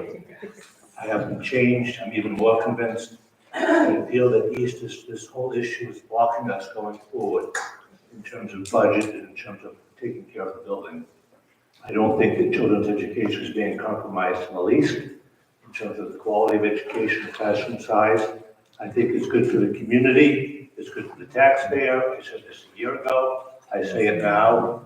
And I'm hoping that we come to some closure on the East School matter before we pursue a bond, before we talk about budget, because the future of East is central to that. And if I'm voted down by my colleagues on the board, I'll accept that. But I refuse to keep stalling on this issue because it's thwarting us going forward. So that's where I stand on this issue, where I stood a year ago and where I stand now. So just so everyone knows, we're not voting on the bond proposal, the bond plan, right? Tonight, we're doing the introduction of what we have for concept to improve the district.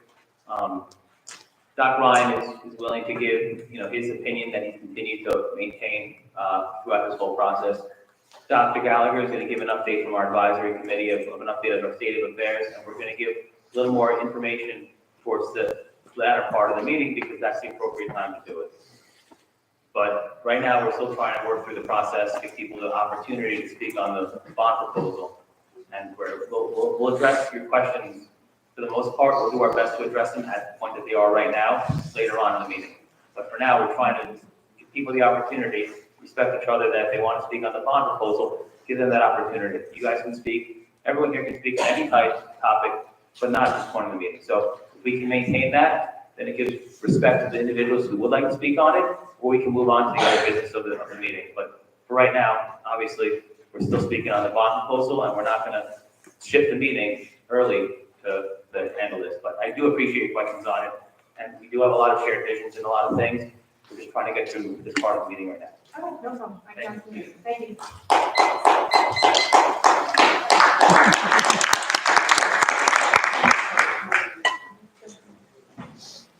Good evening. My name is Judith Duran. I live at 363 East Harrison. My daughter goes to first grade at East.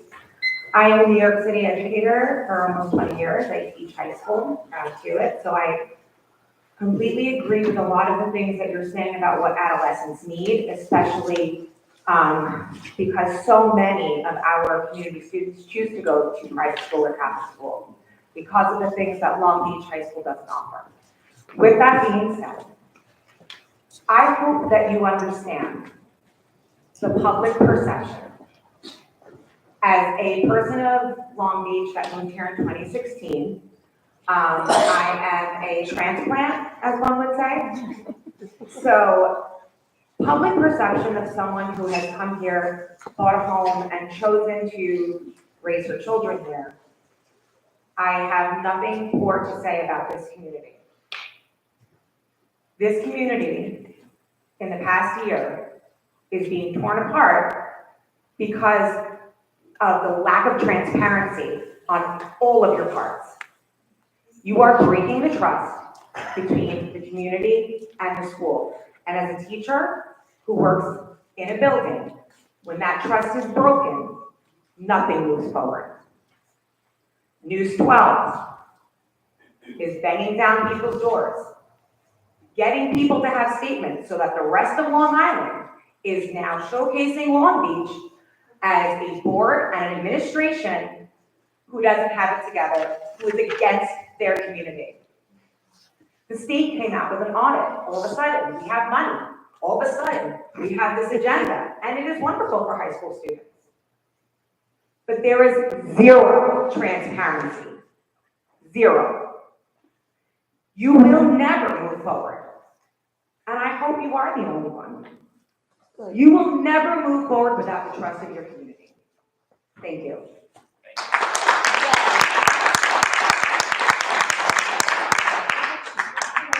Becky Curley, 466 Monroe Boulevard. I wasn't planning on speaking, so forgive me. So about the bond projects and the wellness thing, I think some of us, we do understand what it is. We're not that stupid.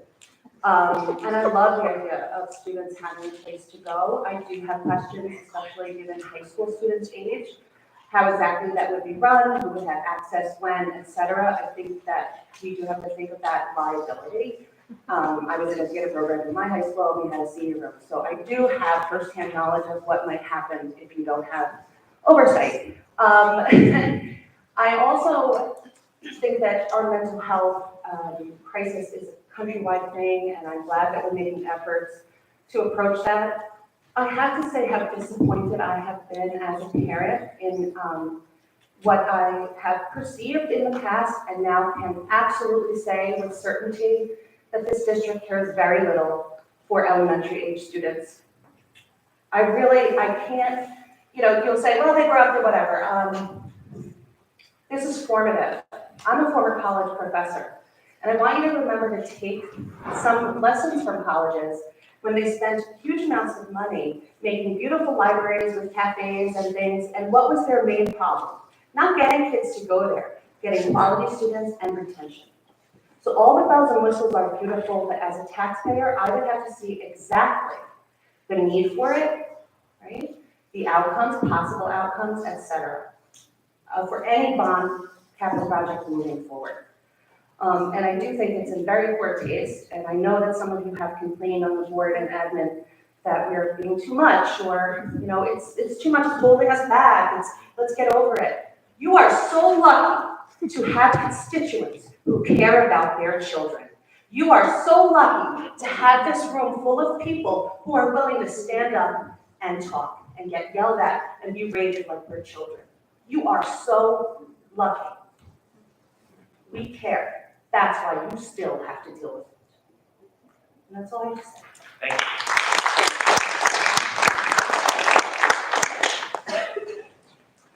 Anyone else like to speak on tonight's agenda items only? Sir?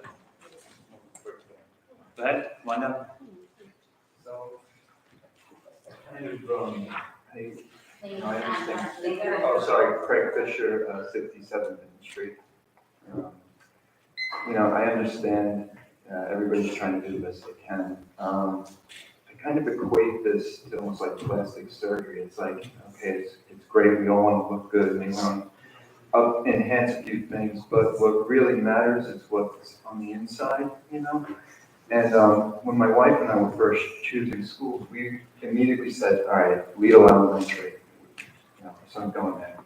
It's gorgeous, it's beautiful, and like definitely. And she was like, let's just go take a look at East, And we went to Lido, and we were walking around, and it's gorgeous. It's like a college campus. And I'm like, oh, this is beautiful, but it had, there was something missing there, and I was just confused. It felt a little bit cold. And I have friends who teach there. They're lovely people. I'm sure it's a lovely school. I have friends whose kids go there. It's lovely. But we went to East, And I thought, all right, this place looks like a dump. It's gonna suck. And I walked in the door, and you want to talk about the most beautiful heart you'll ever find in this community, in that school. I mean, the teachers, I walked in and I was like, whoa, what's going on here? Every teacher knew every student's name. They cared about them. They loved them.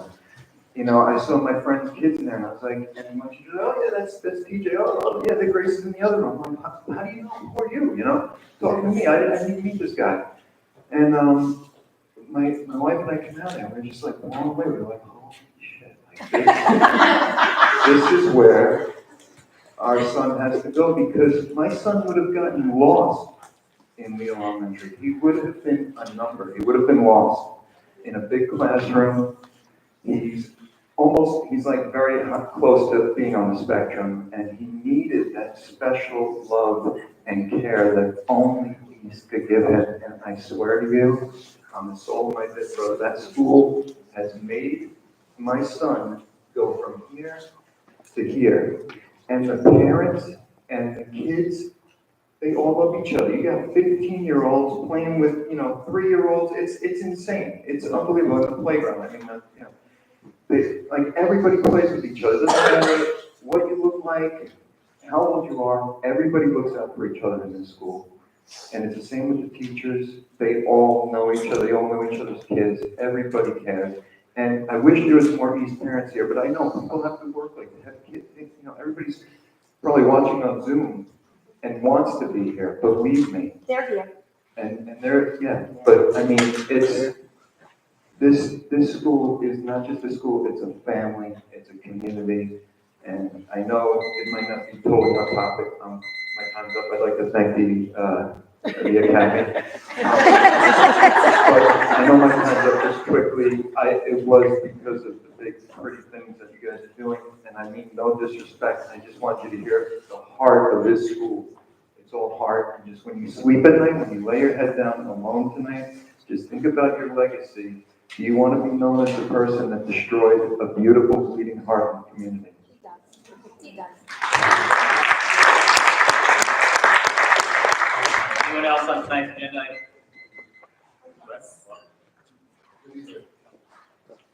I have a couple questions. My name is Howard Webb. I'm from 44 California Street. If you can't hear me, I'll speak louder because I can project my voice. One question, Mr. Vito, and for Ms. Gallagher. The Bloomberg Lab, is that the only business lab model that you looked at? Or no? Not sure what you're asking. Well, What's another model? Different business models that we could look at. Now, Bloomberg can sell licenses, Yeah, things like that. I don't know if you were here when I answered that before. We're not actually doing a Bloomberg Lab. That's a bit of a term of art, and we do have to pay a terminal fee. It was more of the idea of creating a business room or business rooms that has the ticker and the trading board. It's not even an expensive kind of. Okay.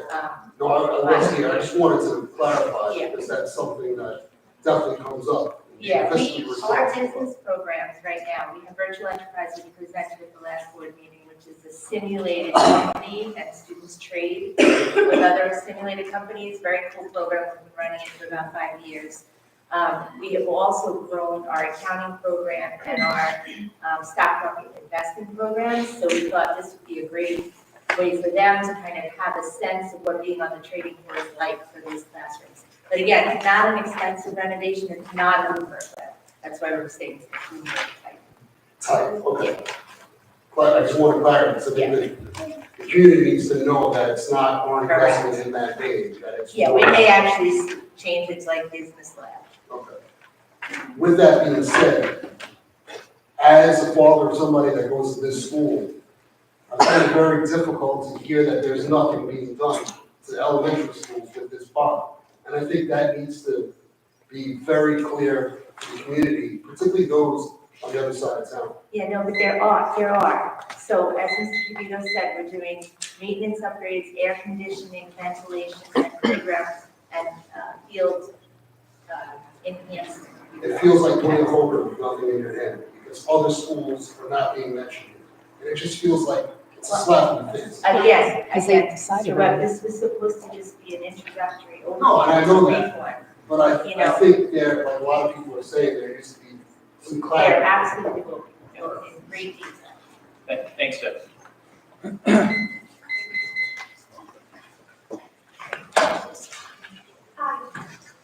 Vasa Sending 57 Norton. I will not talk about this school, I just have a question. You talked about a wellness center in high school. So as a parent of a fourth grader, and all parents who deal with kids and social media and everything, is there any talk for elementary level?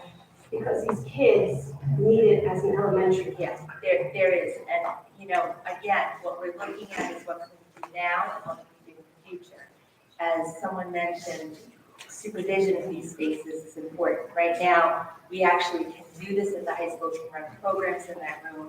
We have psychologists and social workers who can staff it. We have the plan to do it at the middle school as well, kind of connected with the ISS room, because we're working on restorative practices there. We have to think a little bit more about what that looks like in elementary, because elementary students don't have free periods. They don't have the ability to drop in when they're upset.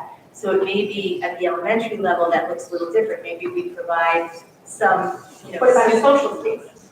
Yeah, They can communicate. exactly. Because that's But that may what's be, lack. that may end up being like the psychologist and social worker's office. Right. But we're Having more of that and that's- engaging conversation And versus that's not being on a necessarily capital work, again, right?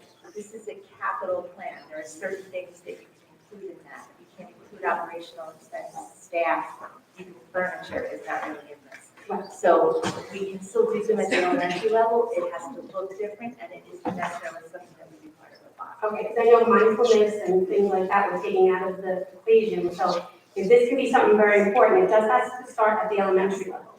You know, kids get to a high school level, they're already past where they need to be. Some kids need it, and not all kids unfortunately go to a safe space when they leave school. So if we can address that, that helps.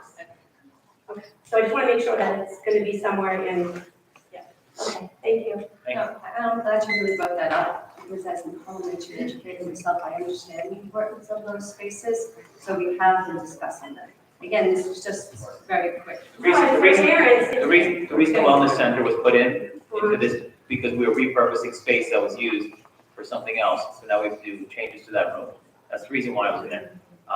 The mental health, and the reason we called it a wellness center is because you don't want to give it a stigma of a mental health room, because then people aren't going to feel comfortable in that space. So it's being looked at, and we're going to be investing in every grade level, secondary and primary and secondary, to make sure the kids have supports. But this was just utilized in this meeting because we're utilizing space that was for something else, so there has to be a modification to the room. So, but it's good that's why we're doing the feedback in this meeting, because we want to hear people's inputs of things that could be important for This country the is in a planning. mental health crisis, and if we don't start at the young, it's just going to escalate. And as a parent, my hardest job every day is to get off of social media. You know, and I'm thankful enough, I live in the canal, to go out and ride the bike, old-fashionedly knock on the door and ask to play with kids. That's my job. That's my job as a parent. So I feel like if we have those spaces where kids can communicate and engage with each other, that maybe that's that first step. Great, thank you so much. Thank you. And, yeah. Oh, my God, sorry. Hi, Danielle Ferraro, 460 Hudson Street. I'm not sure if I missed it, but what was the bond amount that was? Because I know. No, for what we're proposing, we don't have an amount yet. We're just talking ideas, we're talking concepts, things we'd like to see in an upcoming bond, talking about why the timing is appropriate now, just trying to give a context. We spoke about it the last few years, saying that it would be great to start really thinking about this because the debt service was going to be dropping off. Last year, we had a number, and then we decided to shelve the discussion. We haven't come up with the total number yet this year. We're still working on that, and as we develop, like I said, over the next couple of months, as we develop the ideas, we'll put a cost figure, and then we'll come up with the total, but that hasn't been decided yet. Okay, so the last time it was 8 million? It is 8 million a year of debt service. So what I can say, and what I've heard from the board so far, is whatever kind of a bond issue we put up for a vote, that would support a large capital plan, they do not want it to have any tax impact, meaning that we at least have to be level to the debt service annually. It's been about 8 million the past several years, or lower, where we actually can reduce taxes and still do some of the work that we're asking to do. So that's the sort of broad strokes framework that the board has said, as we've discussed, considering having a new big, large scale bond project, was that they said they don't want any tax impact, meaning it would not create any increase in taxes. And what they're hoping is that it would actually allow for a decrease in the tax levy, because the debt service that we pay on an annual basis would be lower than the 8 million that we currently have. So far, those are the only real marching orders that we've had in terms of broad strokes outlined from the board. We don't have a total yet. Okay, so I mean, and I don't, other than like my household budget and personal, but I don't, how, it seems almost backwards to me to propose ideas without having like a general idea of how much you're working with. Well, as I said, they said they don't want it to be any larger than the current debt service level of 8 million. So we know what the ceiling is, right? We know what the ceiling is. So 8 million. And that's the debt service, the annual debt service. That's how much we have to pay every year to repay the total amount. So that's in the ceiling in terms of what the annual payment in our budget would be, nothing more than the 8 million a year of debt service. But in terms of coming up with it, it helps to know like what the ceiling is, because there are so many different things that we could do in our district, right? So it's helpful to know that there's a ceiling here, and then how far or how close to that ceiling is up for debate. So when we talk about the concepts, whether we're talking about a marine science and aquatic aquaculture lab, or we're talking about a space for robotics, or we're talking about, doing something with a wrestling gym.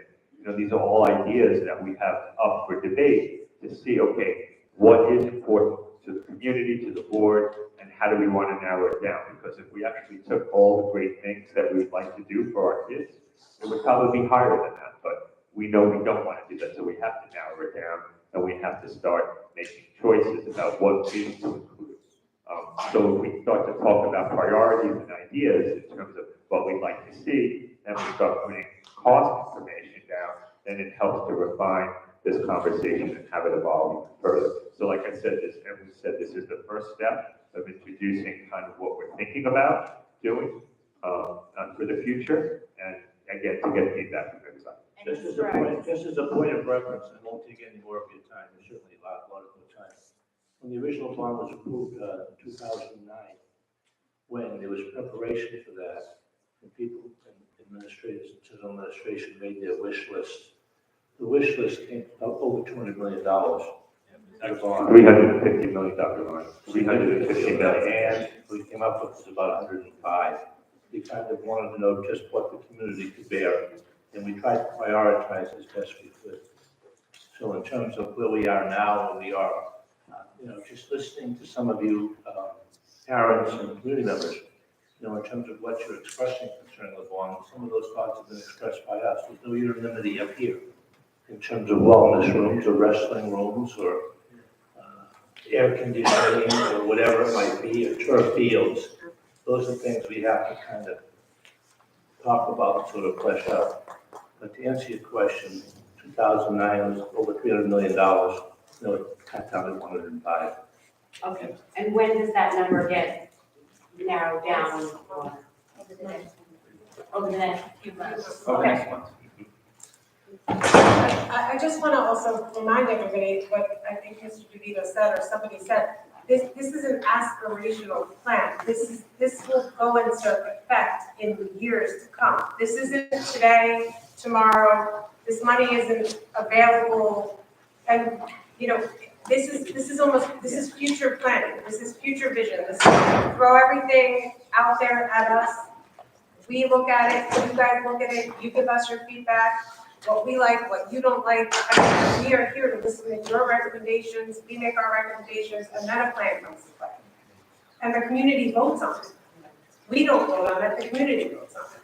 So I understand that everyone is very passionate about the East issue, but this issue it's sort of separate. And I understand how you all feel, that maybe it's lumped together, but it's a separate issue.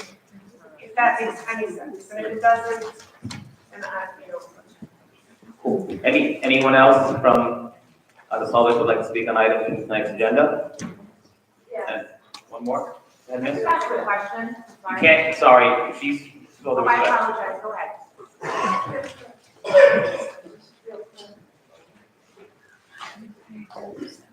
My name is Ada, I'm Fuchs Shepherd, and I'm at 640 East Chester Street. I'm an alumni.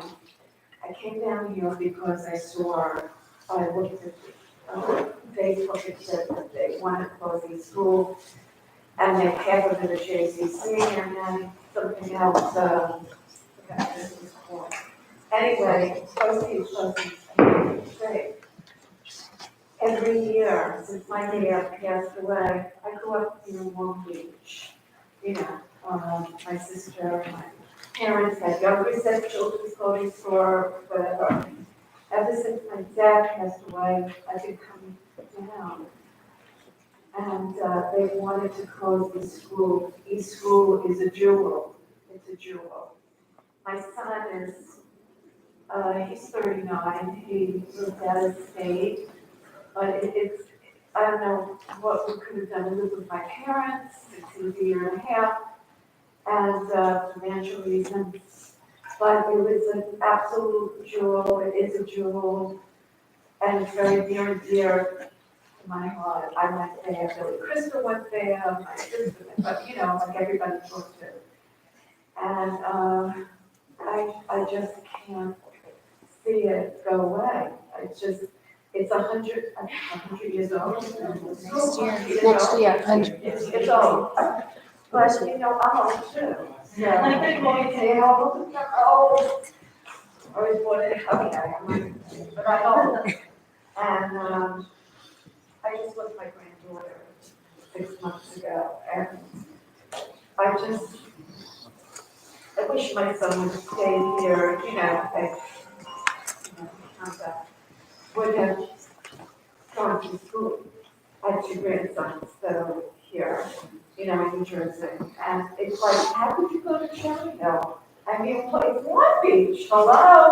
This is Long Beach. This is East School, it's everything Long Beach. And that's just my heart, you know. So I really hope you consider. It's just very much. Thank you, Ms. Shepherd. Thank you. Anyone else would like to speak that hasn't spoken? You can wait until the second part because we're going to move on. Please. Sam, there's one more. Val, on.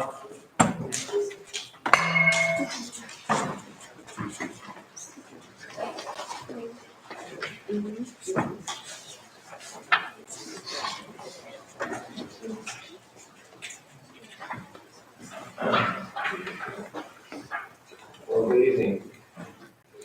Things have changed. Same issues are back. You've got to solve it. Good. My thoughts are, one, the Board of Ed and the administrative staff need to get going on this issue.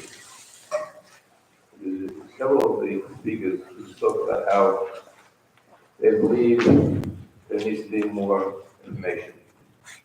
They believe that without information and involvement, that things will not work the way they should. It seems positive that you have the money, according to what you're saying, Michael, that you have the money going forward. But it's not in yet. I don't have you to the hatch. But what is important is that you bring the community together over the next few weeks, months. You made a comment that might be more than a year or 2 years. And that's probably very true. But if you want to get the community to support this, you got to be involved. When we did this exact same deal 9 years ago, we really faced the same challenge you're facing today. One, each school, or one of the schools, to make some decisions on. You can't be afraid to make that decision. there needs to be a real discussion about curriculum. And how the curriculum, some people make reference to that. You need to really address the issue of curriculum. I would say that it would be a good idea for the Board of Ed and the administrative staff to set aside a Saturday, sometime in the spring, when the weather gets a little better, and bring everybody together in one of the schools or two of the schools, and have a real discussion with the high school and the elementary schools, and middle school, of course. And also would like to say, it's really wonderful that you've gone through this process. It seems like it's demanding, but it's really the right way to do it. To have everybody on the same page going forward. If you're not on the same page, it's going to be problems. So thank you for your kindness to listen to me carefully. My name is Patrick Gallagher. I live at 430 Woodford Drive. I've been there for quite a few years. I don't want to say how many years. But I've been involved in the community in many ways. I was a chief of lifeguard for several years. I was involved in a lot of community projects along the way. You need to get people to be involved. And all of you can do an A+ for being here. Related with Lady Oil. Remember those things too. Thank you. Thanks. Thank you. All right. Thank you, Mr. Gallagher, for all your years you've donated to our community, all the times you volunteered, all of your time. Thank you so much. With that being said, moving on, treasurer's report for November 2024. Last meeting. Approval of minutes for executive session December 6, 2024, and the executive session regular meeting of December 10th, 2024. Thank you. Can I get a second? Can I have a discussion? Ms. Kelsey? Yes. Ms. Conway? Yes. Dr. Ryan? Yes. Ms. Page? Yes. And I vote yes. Thank you. Moving on to the presentations by the superintendent. Thank you, Mr. Pinto. I'd ask the board to consider item 1, certificate of personnel. Motion. Is there a second? Second. Any discussion? Yes. I know there's a few points. Doc? I just want to congratulate those people whose names are on the docket for their years of service to the district, the time they spent with the kids, and for their contributions to their respective schools and to Long Beach as a community. I particularly want to express my regret at seeing the name of Mr. Myers, the high school principal, on this agenda. He's been the high school principal for close to 10 years. And it was kind of like musical chairs, finding a principal for that building for a period of time. And his presence and his energy and his commitment to the district and to the kids should not go unnoticed. It saddens me that he's retiring in good health and the requisite number of years, so he will receive a very generous pension from the state. But I personally will miss him.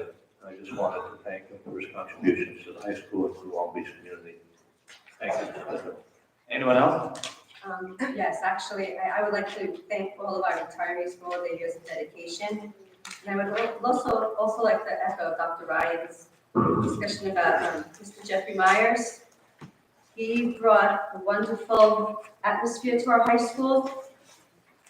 He was one of the best high school principals I think I've ever seen, and I can't thank him enough for all the good that he's done for our children and for how well he communicated with our parents. He will be greatly missed. But I wish him the best. Anyone else? Part of keeping the discussion going, I want to thank all the retirees. I know Ms. Olinick is one of my kid students. She was an amazing educator. Everyone else on this list is great. I would expect that if Mr. Myers would have been here tonight, but I would think he's literally doing high school work right now. And I know that in his passion and dedication to the kids, to the district, one of the things he's always done is put the kids first. And he sacrificed his personal benefit to help the kids. And he's been a leader and a mentor for our kids. And it's going to be big shoes to fill. Sadly, I know, people retire. It's part of a process where we find new talent to help lead the building. But I know that if he was here right now, he'd be getting a standing ovation from everyone in the room. But he's probably doing something for high school students' appreciation because there's a few other events going on tonight. So similar to the other board members, it's a bittersweet, I guess, bittersweet agenda item to approve his retirement, but I know that it's in goodwill, and he's just a great guy that was able to serve the district for so many years in such a strong and important position. So with that, Ms. Belsi, how do you vote? Ms. Conway? Yes. Dr. Ryan? Yes. Ms. Pace? Yes. And I vote yes. Thank you to all the retirees and all the new appointees. I'd ask the board to consider item 2 non-certificated personnel. Motion made. Second. Any discussion? Ms. Belsi? Yes. Ms. Conway, thank you. Dr. Ryan? Yes. Ms. Pace? Yes. And I vote yes. And I think we have a walk-on resolution that we need to read at this point for the district clerk. Yes. Be it resolved upon the recommendation of the superintendent of schools that the Board of Education hereby appoints Susanna Familetti as district clerk effective January 21st, 2025 through June 30th, 2025. Motion made. Second. Any discussion? I would just like to say that Ms. Familetti might be new in this position, but she's not new to the district, and we're very happy to have her in this new job. So welcome. Ms. Belsi, how do you vote? Yes. Ms. Conway? Yes. Dr. Ryan? Yes. Ms. Pace? Yes. And I vote yes. Welcome to the club, Ms. Familetti. Yeah. Good luck. I'd like the board to take items 3 through 8 together. Ms. Conway, did you want to say something about item 3? I did. So the board has written a letter concerning regionalization. So BOCES, there was a plan to regionalize the BOCES, and we are going to opt out of it as a board because we feel that our stakeholders and ourselves will be able to make the best choices for our community. It does not mean that we do not accept BOCES resources, we still do. This is just a way of us saying that we will be the ones with our stakeholders making the decisions for our community. After many webinars with NISBA and with other neighboring districts, okay, Sam, Mr. Pins will read you the letter. And just before you read that, Mr. Pindas, just to clarify, it's not BOCES, it's the state's requirement for us to participate in a regionalization process. So it goes out in local newspapers, the state was not all that clear about what this is really going to mean. So for now, I think the board feels that it's wise that we opt out. We can opt in later. So the letter going to Assistant Commissioner Frank of the Office of Education Policy says, "Dear Assistant Commissioner Frank, the Long Beach Board of Education understands the need for continuous improvement in our education system. School boards, as locally elected representatives, have direct responsibility to the communities they serve. It is imperative that we are part of any discussion or decisions that directly impact our district. The lack of clarity around the proposal for regionalization is a concern to us. Therefore, the Long Beach Board of Education is opting out of the regionalization process as it currently stands. Thank you for your attention on this matter. Signed to all members of the board." I also want to thank Ms. Conway. I know she's a school teacher.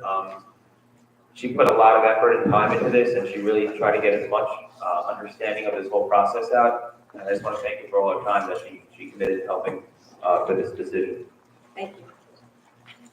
Anyone other comments on 3 through 8? Any other comments? I want to make a comment. I know that we're voting to approve the deduct change order. I just want to thank the business office and our staff.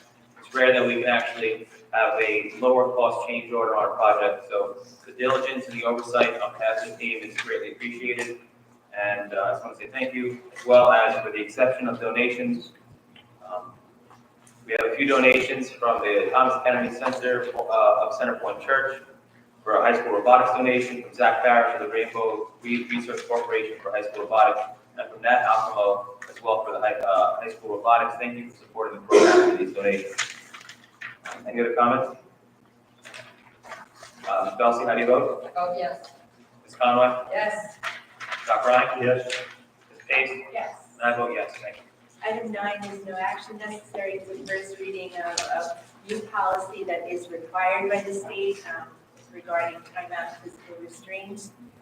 items, I just would consider items 10 through 13 together, and I would just like to point out that the amended policy on public comments at board meetings will shift our process to include having people fill out, you're saying a card that's really paper, to make public comment during board meetings. So the primary impetus for that, and that'll begin in February, was that people rightfully objected to the fact that they're, because we broadcast in a videotape and posted, we're asking people to say their address out loud.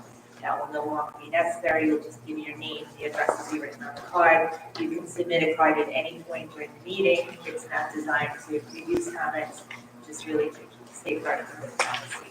So with that, items 10 through 13. Motion made. Second. Ms. Belsey? Yes. Ms. Conway? Dr. Ryan? Yes. Ms. Pace? Yes. And I vote yes. Board of Education, any new or old business, if any? Doc? I just wanted to wish you good luck, Mrs. Dolan, Mrs. Williams. You've been a very steady hand in the district clerk's office. Not easy to get us together in terms of coordinating meetings and scheduling and refreshments and coordinating these meetings and the video. I personally will miss you, and I wish you all good things on the new venture. So thank you very much. My second point is three things were said during the course of discussion that sort of upset me. The first was the inference or the statement was made that people up here don't care about children. And I want to speak about my four trustees here. The sacrifices they've made in terms of meetings, and more meetings about a variety of issues through the district. They've made tremendous sacrifices, personal sacrifices in terms of professional and personal, to undertake this responsibility for which there is no compensation, other than the fact that they truly think they're helping this district and working for children. So that statement was made and it just upset me and I wanted to publicly address it.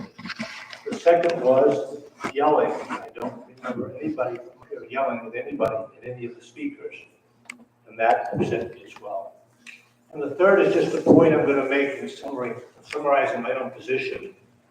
You people represent a very small segment of the community. Yes, you're a school, and yes, you're a vibrant school, and yes, you're a passionate group. But when I was elected by 35,000 people in this community, from Point Lookout to East Atlantic Beach. And they entrusted me to make the decisions that I thought were best for the entire community. And I still believe that. I think that's why they have me here. I clearly do not agree with many of the constituents here, but that's what we call democracy. That's what we call free speech.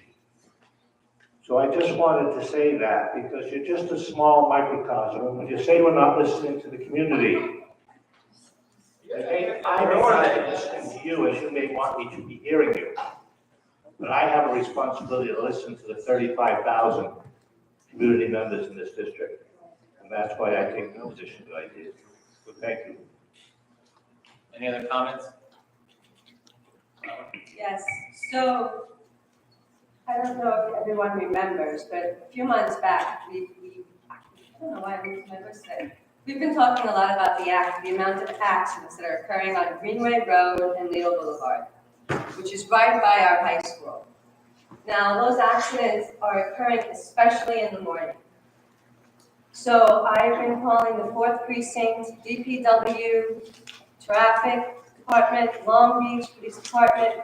Everybody is willing to sit down and talk with me.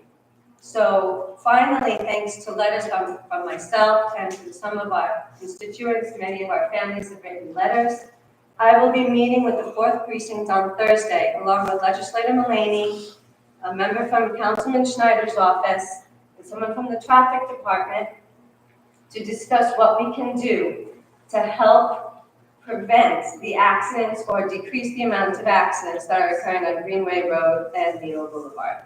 So if any of you have any suggestions and you would like to let me know, please, you may email me or come speak with me after the meeting. But this is a concern. because we do want to help promote the safety of our students. So we are looking at the signage of the streets, and we are also looking at other ways to help protect all drivers.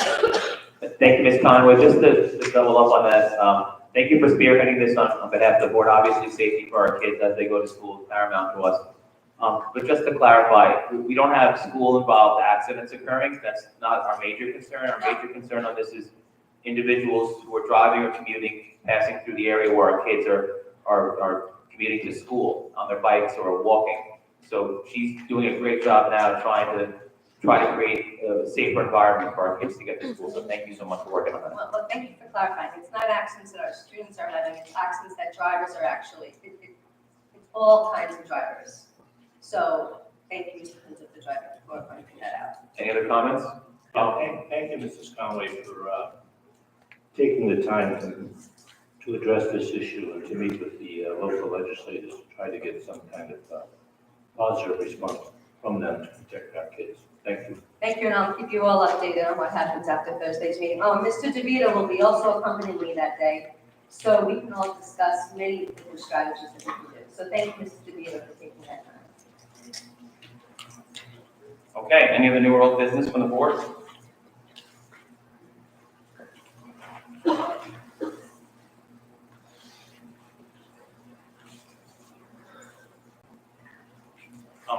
Okay, so the committee's been asking a lot about what's going on with the issues of the elementary schools in general.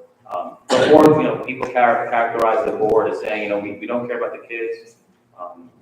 We're disconnected, we're tone deaf. I just want to show support for the rest of the board. Doc Ryan was a school psychologist for many, many years, servicing kids of all ages, elementary and up. He dedicated himself to the board for many years. I know that he has the best interest for all the kids and the community as a whole.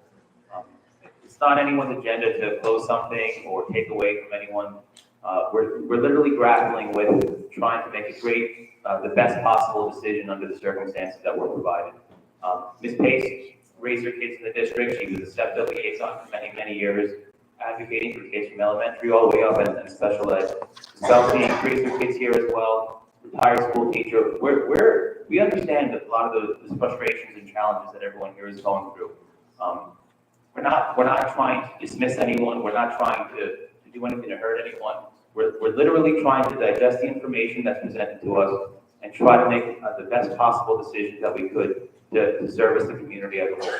Ms. Conway raised her kids in the district as well, and she's currently an elementary school teacher. So there's no one here that has any negative influence or hopes to diminish or minimize our school experience for any of our elementary students. My kids are in elementary school right now. If you think that, speaking from the perspective of a parent, if you think myself or anyone else here has the intention of trying to diminish or to hurt the school environment or to reduce productivity and the efficiency of their education, that's not the case. We had a situation occur with funding options that were going to be taken away. Well, the foundation aid situation this year has already been pulled back. We don't have a clear picture of what's going on with the future of state and federal funding. That's the realistic world we're living in right now.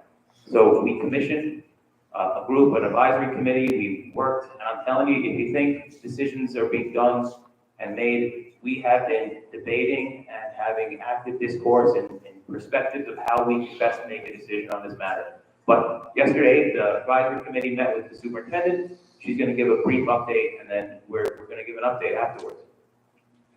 So, as Mr. Prince has said, and I work with these people now for almost 10 years.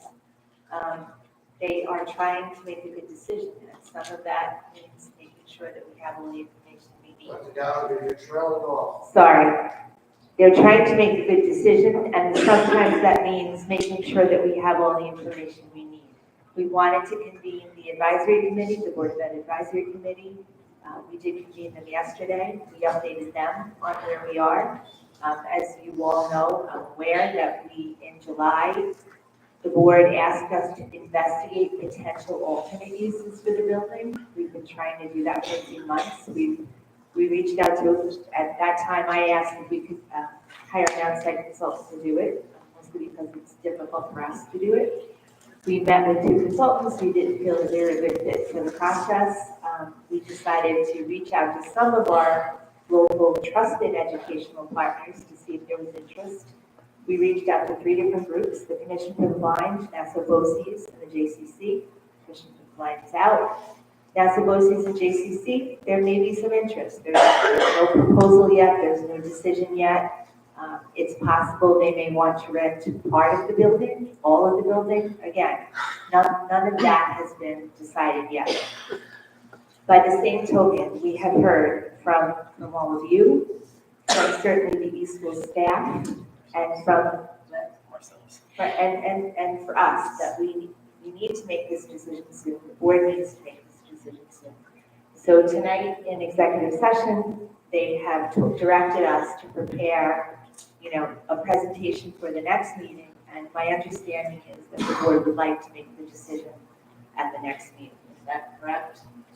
So the plan is now is we're gonna take all the information that was presented. We've brought the stakeholders involved. We've listened to input. We've had, as I said, discussion, debate, and discourse internally as well.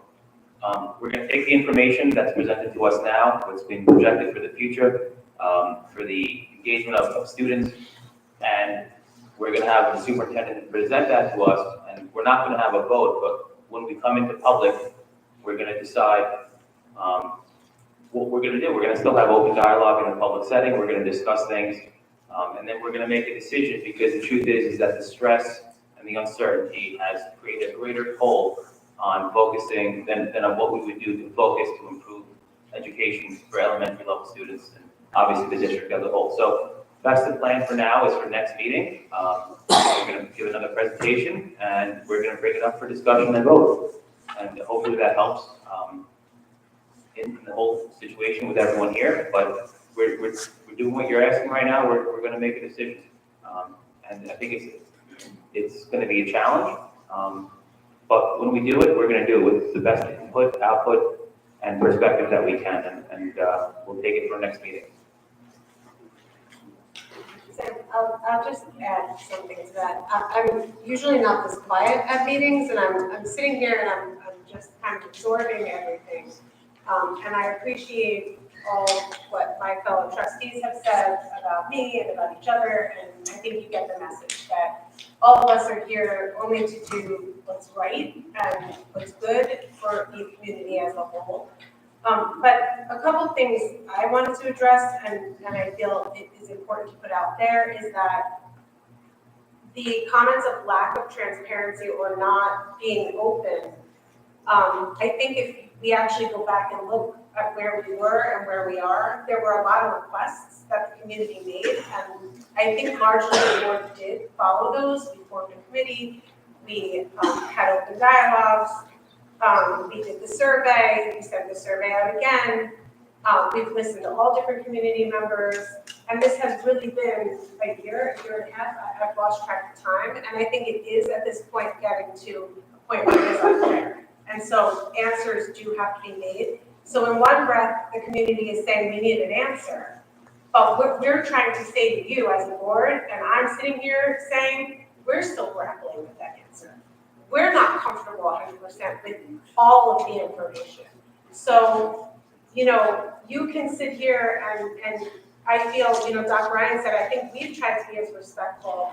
I don't know sometimes if you guys, we were getting a lot of the bashing and the yelling at us, but we really are trying to listen and be fair. And so we would ask you, or I would ask you to do the same. And as a caveat to that, I've shared this before, my own children, I went through this with East, and I went through this with my daughter, who was an East School student in a special ed class, who was the only class that was removed from that school and put in Toledo that year. And I fought that fight too. So I won some and I lost some, and that's kind of how it goes. So we're asking you guys to be patient, give us some time, a little more time. So I know you guys want the answers, but you're not gonna get them tonight. And I'm just gonna apologize right now in advance. The next meeting, I have a business meeting that I will be out of town and I won't be here. So I'm just letting you all know. Right now, I probably won't be here, and we'll work through that at another time, right? Any other board comments? Board of Ed. All right, moving on. Questions and comments from the public on any topic. Welcome, Pascal member. Sorry, remember, please, 3 minutes. Maintain the quorum for people, even if you agree or disagree with what they say.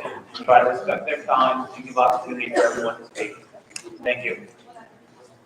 Hi, Heather Castillo again. First, I would like to say, as far as Mr. Myers goes, I'm very sad that he's retiring, but I'm happy to say he's wonderful. For the 6 years I had him with both my kids, you really couldn't have asked for a better principal, and you do have big shoes to fill. That being said, my friend Ms. Dolan on the end right there, I have worked with Ms. Dolan when she was in the music arts and ed department. I have worked with Ms. Dolan while she was with Dr. Gallagher, and while Mr. Myers will be missed, that right there is big shoes to fill. But on the same note, I know Ms. Amaletti for years, and I think you did a really good job in picking that. So I would just like to say congratulations to you, Ms. Dolan. I will miss our conversations and I will miss these meetings with you. Mr. Myers, I know you're watching. Nothing but love. That being said, is there any way, I know this is a very difficult issue, I'm on the advisory committee, I understand how difficult this is. Is there any way that you could give us as a community, like a date, I'm gonna put you on pressure, to give us a deadline as far as to when we can, I know Ms. Case, you won't be here next meeting because you have a prior engagement, but is there any way possibly even like before we go to February break, or is there a set time when you feel as a board that the decision regarding East School will be made? So the next scheduled meeting is what date again? The 28th. No decision is going to be made prior to the 28th. No, I understand that. But that's the night of the scheduled night of the meeting. So, Right, but I'm saying is, are you guys giving yourself as a board, are you giving yourself a deadline as far as when you guys are going to together come up with an answer to this question? Or is it just still? It's the 28th. January 28th. I'll just clarify, even though I won't be here, well, I'll be able to give my input. Okay, because I know that when we do big things like this, that if we don't have everybody, Full board it's a will be in little. agreement by the Or next. no? Or, I'm sorry, I shouldn't say that. The full board will give their feedback by the next. Okay, all right, thank you very much. Hi, my name is Nicole. So I had a similar question, but I wanted to start with the statement first. We came here, my son and myself, during COVID, and he was in Zoom school. When it came time to go to school, we wanted to go to Lindell because I could walk there, it's like 3 blocks, and they told me there wasn't enough space. But now you have space for a whole other school. I think that that's a little bit crazy and unfair, especially the parents that have limited resources when it comes to getting their kids to school and picking them up. So I think it's just very interesting that you make room at your convenience. And then to my second one is to say pretty much what the lady in front of you just asked. So if you decide on the 28th, you're saying we'll have the decision basically the next day? Like, is there a legal time frame that you have to let us know that the school is closing? So the decision's going to be made in public. Okay. So And that would be. whatever decision is formalized at that point, it's going to be discussed publicly. So January 28th, we will know. February 28th, we're, February. oh, sorry, January, I apologize. Good. January 28th, we will know the fate of the school. If that's the night we're going to be voting on the situation, yeah. So that's the night. Is it yes or no? Yeah. Thank you. I think it's the heat here. Hopefully I think it's there. Dennis Lottery, 1 East Broadway. I know there's a lot of passion behind me, that's not what I'm here for, I'm not an East Mom. I also have no sentimentality towards any building. I actually pulled my daughter out of her elementary school last year, and she's in a new one this year. So that's not where I'm coming from. I am on the advisory board. I think that all decisions, especially big ones, need to be based on data and logic. That's where I am. I've been on the board, I've gone to every single meeting, I've attended the focus group, I've literally done every single school boards, etc. I personally don't have the information myself to make this decision. I'm wondering if our guru here, Mr. Vito, has pulled together some actual money data points that you have that we don't. If you told me, and maybe even some of the other people in this room, our taxes will go down by 75% if these closes for at least the next 2 decades, that would sway certain people, certainly. I'm a parent and a taxpayer. If you tell me my taxes are gonna stay the same, we're gonna close this, there's gonna be bigger school, bigger school classes, et cetera, that also would change my decision. So has Mr. DeVito prepped you guys with some sort of data that actually shows if JCC takes 30% of the fees and the district uses 70% of these, what financially difference are we actually looking at? Will the repairs be still coming out of district budgets, and we're really not looking at much of a difference? So that's my question is, do you have more data than we do? So I would say the advisory committee has been apprised with actually in some ways more information than the board members that weren't part of it. Right, I'm on the. No, I understand. So that's why we're still working with the current numbers. The governor gave the state of affairs speech yesterday. She didn't give the funding sources for the school budgets for the upcoming year. We are still thinking about how it would work with potential But Ms. Levy, yes, we have that data and we can share that. And Right, the you board use has- a broad kind of, yeah, well, you'll save money. The board has seen some of that last year. We have to update it with whatever we would save this year. But yeah, we have all that and we can show. There's updates. It's still evolving. There's updates, but what we're literally in agreement with you, if there's a value proposition that makes more sense, then we're gonna, steer towards that. But we're still working with all the information. So yeah. So some sort of projection models will be sent out. Oh, yeah, absolutely. Great, thank you.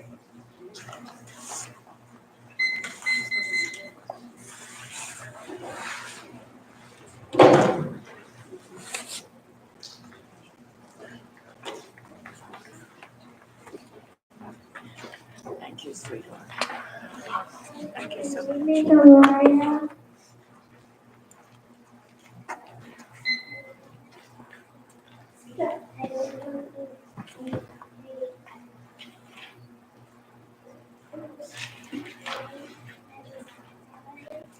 Okay, just 1 second, right, East Beach Street. Because it is the best school ever. Because my teachers know my name and they make me feel safe. That's all she wanted to write. Thank you.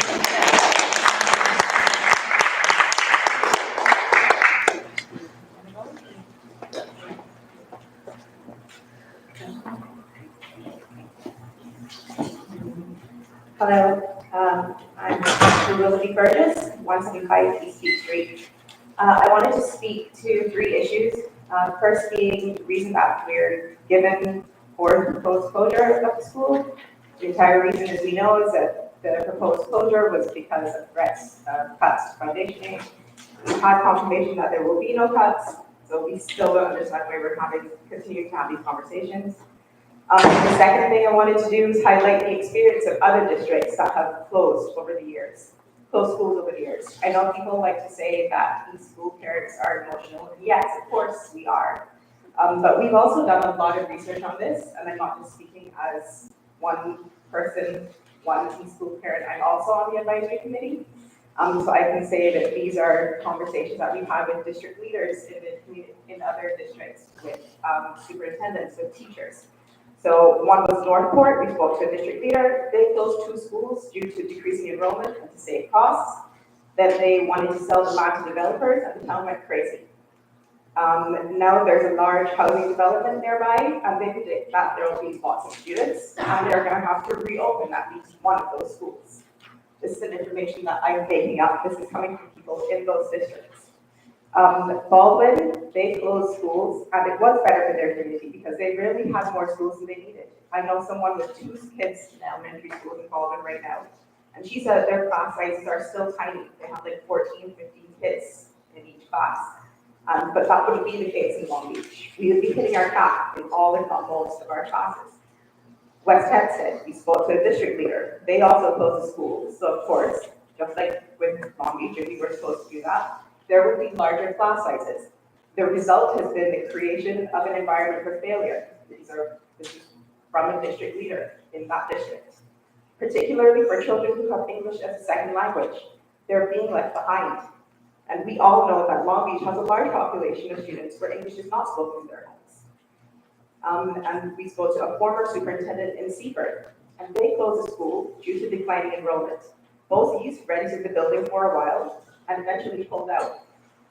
And the building sat empty. There was vandalism, there was loitering, it was very unpleasant for the community. They eventually had to sell the building to a land developer. That's all to say that it's been demonstrated that shutting the school down sometimes just because it's cost doesn't mean it's always the next option. The final issue I wanted to address is the lack of planning, as we've heard, a lot of people have questions about that, or at least a lack of clarity in communicating any definite plans to the Long Beach community, not just to East School parents, but to the Long Beach community. We've been told that the plan to make a decision by the end, it's going to be by the end of the month. We've actually just said it's January 28th. So just putting that into perspective, that gives us 9 days. So 9 days to determine space for find space for 334 students in 3 schools, most with already full classrooms.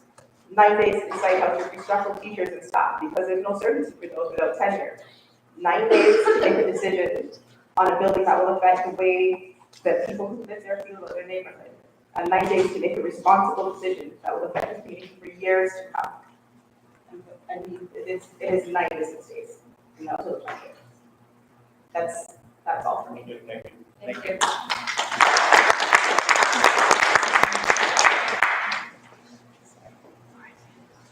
Hello, my name is Abby Burgess.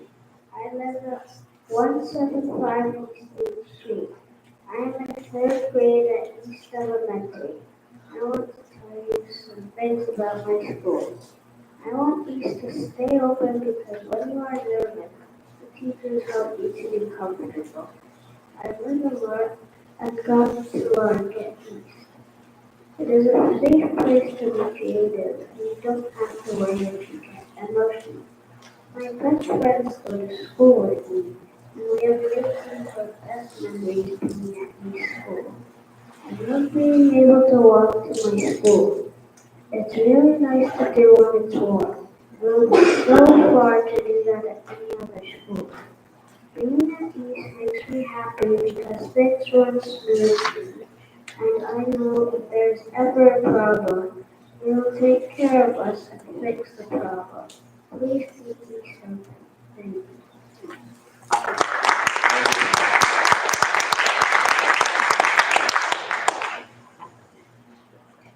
One more Burgess.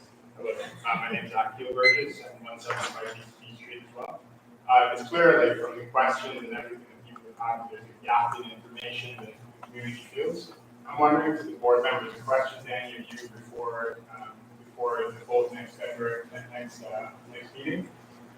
Are there any critical pieces of data that you have not seen that you think are essential to make an educated and responsible vote? I'm asking because it seems from the questions that people have that people do have a lot of concerns that they have not seen. I wonder if anyone. So I wouldn't specifically say, how you're defining critical. There are definitely very, very important pieces of this puzzle that we're trying to connect to make the decision.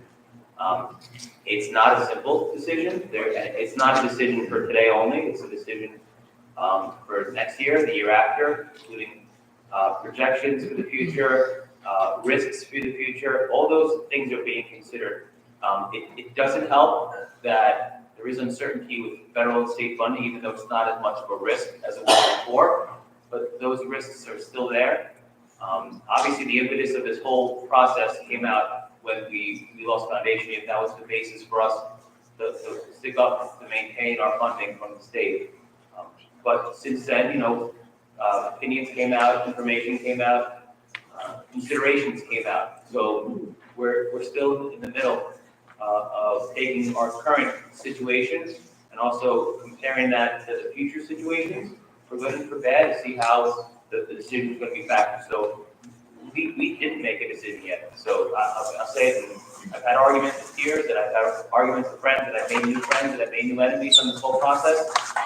We're still working through it, but in an effort to try to give certainty at some point on this process, we're gonna have to move forward with making a decision of how the building or buildings or other parts of the district are gonna be utilized. So, we're gonna ask the administrative team, because, truth is that they also are part of the driving force in making sound decisions, because they're executing a lot of the decisions. We're gonna work and look at all the details and the intangibles and even considerations that we may not have already thought of, and then we're gonna factor those together to try to make the best possible decision on next meeting. I can speak for me, what is very important to me and where I sat from day one, and I continue to sit in the same spot, is that I do not want to see an empty building. So for me, that has always been top priority, is what is happening with the building and what plans we can put in place so that is effective for the entire district. So I wouldn't say that there are specific pieces of data that are lacking. It's putting, kind of like what Mr. Pinto said, it's taking all the information that we have. Part of that was also the committee meeting again.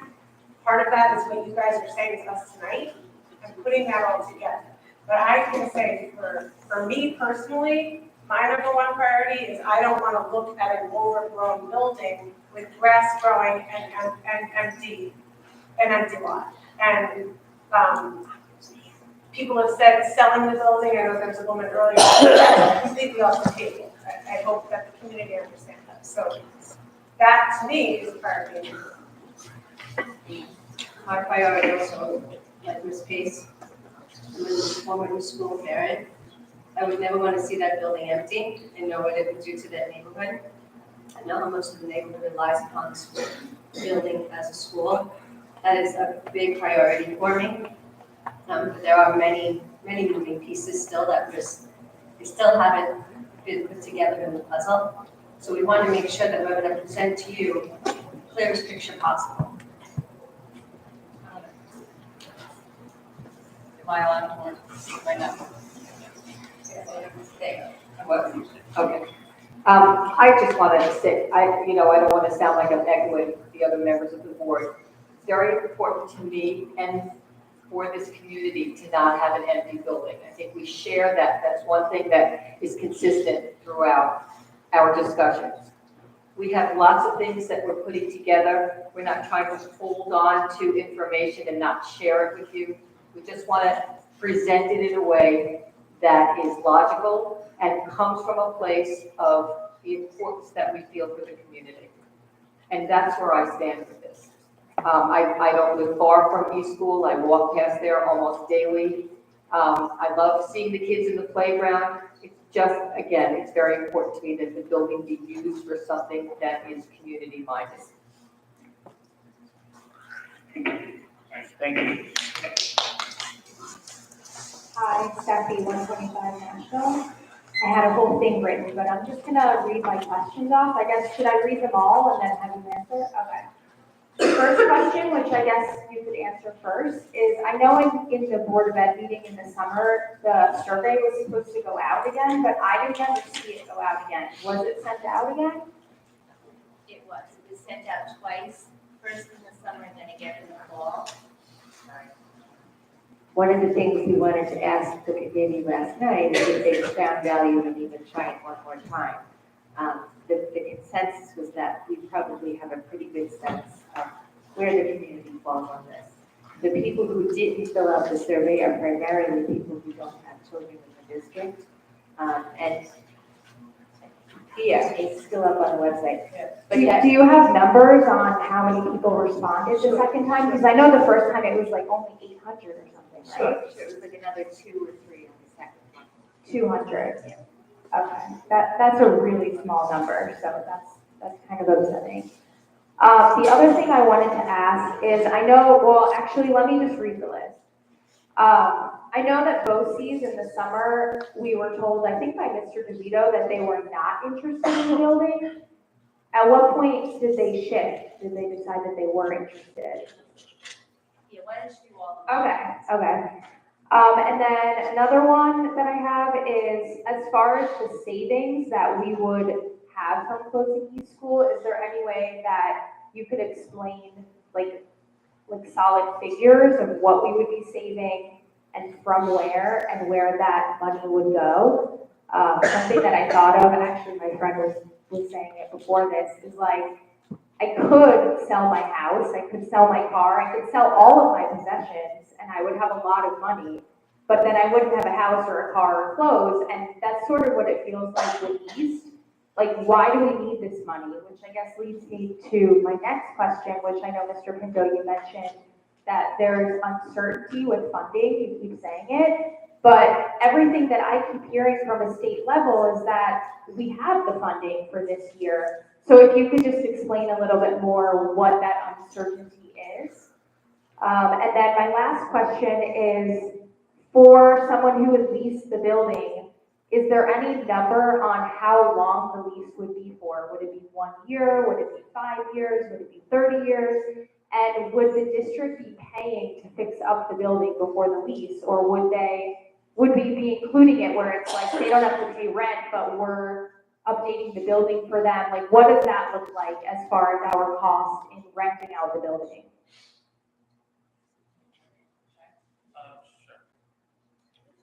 So, you are correct. The first time we reached out to BOCES was actually in this process last year, when we were facing the $8 million cut in foundation aid over 2 years. And at first they said no. The reason they said no is that most of their special education programs are not regional, in the sense that they don't have enough students to do like a North Shore, South Shore thing. When we reached out again, I guess in the fall, actually, early fall, it was after the summer, they reconsidered because they're having trouble getting approval for segregated special education settings. The state's not doing that at all anymore. So they need to find a place where they will be able to co-house a special education setting with some kind of a general program. It doesn't have to be a big one, it can be one class. And we were open to some different possibilities with that, whether it be 3K, when there's a shortage of special ed 3K on Long Island. That's why we started our own here. BOCES also operates those programs. Or even high school. We currently run our medical assisting program, which is a BOCES program, out of the Nike building. We could easily ship that to you. So that was why there was a little more openness to the conversation. And they realized that maybe if it was a district that was willing to partner with them in that way, that might be beneficial. In terms of savings, we will give you the exact amount next, but it's at least $2 to $2.5 million of savings per year, because we would operate more efficiently. So by that I mean, and I know that there's talk about bigger classes. If we remained at our current class size cap is 23, most of our classrooms in most buildings are 20, 21, 22. If we remained at 20, 21, 22, and distributed there, we would be 233 students graduate out of 5th grade who would need to be relocated next year. We could easily absorb them in the other buildings. There are several buildings. We could put 3 additional sections at each of the other buildings. And in that way, not have to increase class sizes beyond 20, 21, 22, which we think is a good, healthy class size for elementary. It's not too big. It's not tiny. When you're talking about a class of 15, which is what we have in some cases, that's tiny, especially if the kids are absent, especially if there's 2 teachers in the room. This is true with our ICT class. We can't run programs that big. Baldwin was mentioned before. Baldwin has deliberately small K and 1 classes, but they go up to 20, 21, 22 in older grades, actually even bigger than that. We have all those. We have the average class size studies from National Journal. We can show you that as well. Uncertainty of funding. Well, so before you go on, sorry, but where does that $2.5 million go? Like, does it go to wellness centers? Like, I want to know if we're losing a school, I want to know where that money is being relocated. That's something that the board has to grapple with. So in with a zero or a lower tax levy, yes, your taxes would go down. For sure. If we come in with a higher tax levy, they could go up. So that's $1 million, is $2.5 million. But what is that per person? Like, I want people to see, like, is it $5 in everyone's pocket to use the school? We can work that up a little bit, but it's a little harder to do than you think because your tax value everyone's home has a slightly different tax value. So we can do like an average and then work those numbers up. Yeah, because I think it would be really helpful to see that, because if it's a significant amount, I think people would be more okay with it, but if it's like $5 a person, then maybe not worth it. So just to answer your question that was faced towards me, there's 13 funding, so just because this year the governor changed her course on changing the foundation aid disbursements for us, it doesn't mean that in future years the projections are to change. They're actually still thinking that there's going to be a significant possibility of reductions in state aid, and also the state of the federal funding for schools can impact us as well. So that's why we're not looking at this year as just 1 year. Hey, we're not planning on repurposing or creating a major disruption for 1 year of change. But who is saying that? Like, where is that coming from? That came from the Rockefeller Foundation study that the governor commissioned to be completed and presented just after December 1st. Any formula, any change in formula means a reduction in funding for us. I think the good news is it may be pushed back and phased in over several years, but we are facing almost 99% facing reductions in funding at the state level, and with the federal level now changing in terms of focus of the Department of Education, because of this federal funding as well. So if you ask me honestly, if I think our revenue over the next 5 or 10 years will be stable, I would have to say no, I don't think so. I think we're designed for investment to lose some funding over the next thing. And then the last part, the lease terms. So again, that's negotiated with the tenant. I know that Northport just rented the 2 buildings that they have closed. One they rented to Variety Preschool, because again, they're looking to expand their special education preschool services in Suffolk County. That was a 15-year lease, I think, and there, it's like all-inclusive. The district is responsible for nothing, pretty much. They rented the other building to Western Suffolk BOCES, only a portion of the building, and it's a year-to-year lease. And there are different terms there, like they're, I think, paying their Northport custodians, but BOCES pays for it. So all of that has to be worked out when you negotiate with the tenant, what terms of the lease.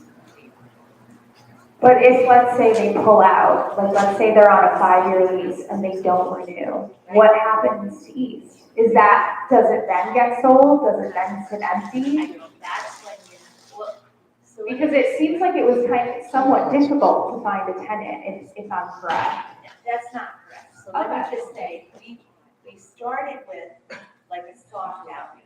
We didn't want to hire a broker and go through that whole process.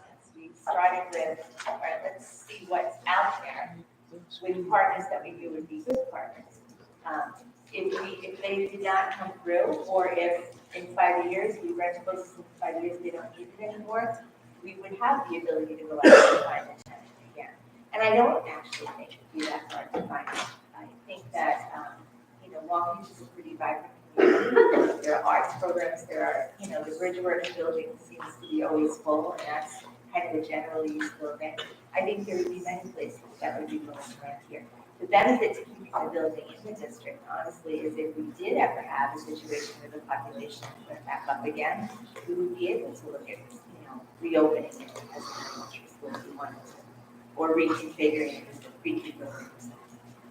And sorry, one last thing. As far as getting it up to speed to rent it out, is there like a long time period that it would take to get it ready? I can tell you that BOCES was very impressed with the condition of the building. Okay, thank you. I mean, it's a 100-year-old building, but the custom house is maintained, and that it has an elevator and a ramp in the back, and air conditioning in your living room. So would it take a long time? No, I don't think so. Thank you. Maureen Alvarado, 613 Monroe Boulevard. I have like 6 questions. More or less yes or no, so we can go home. Does the board and the admin have a clear, concise plan for the closure of each school? Say plan A, plan B, plan C, right now? Want to ask the questions, or you want to take? No, take yeah, your time? well, if you say yes to one, I won't ask the other, you know what I mean? So no. Like, is there a clear plan on paper right now for East School's repurpose? I feel like you've said no the whole night. Yeah, no, so Okay, just. thank you. This one's important to me. As the budget stands right now for this year and next, is East School being open causing the cutting of other programs? It's not a trick question. I just want everyone listening to hear. Since East School is open, are other things being cut? I'm just saying it because it was mentioned on a call recently. No, No. and I do not believe, but I have to, there's a caveat to that. We do not yet know what our state aid. No, I know. I mean, Yeah, the right now. 2024-25 school year, is anyone crying because East is open and they're losing something out? No, some No. people were crying about something being cut, but that was. Has nothing to do with it. Thank you. If the building remains open and repurposed for BOCES, LARC, JCC, all of the above, oh, you said you would give us a cost savings. I'm sorry. Stephanie and I wrote together, so we have a lot of the same questions. If Ms. Pace, you're not going to be here on the 28th, how are we going to get, what if we have a 2-2 vote? You could. You could? Yeah, you could. Absolutely, so then what? Then we'd have to revisit it. We're looking at angry people. Oh, I hear you. Does the board and the admin have a clear cut on paper plan for where the students will go, how many will go, and how many staff and faculty will move to each building? Yes, but it's based on giving parents choices. And parents will have their first choice? Not first, but first and second. You can never give first I because know. suppose you all pick last. It'll be similar to how we do for picks for pre-K starting of the year. Okay. So again, like Ashley said, in 9 business days, we expect to have this. Lots of people don't want a vacant building. In 9 days, we're apparently going to know and have a promise in a lease that tenants would improve, how many years it wouldn't be vacant for.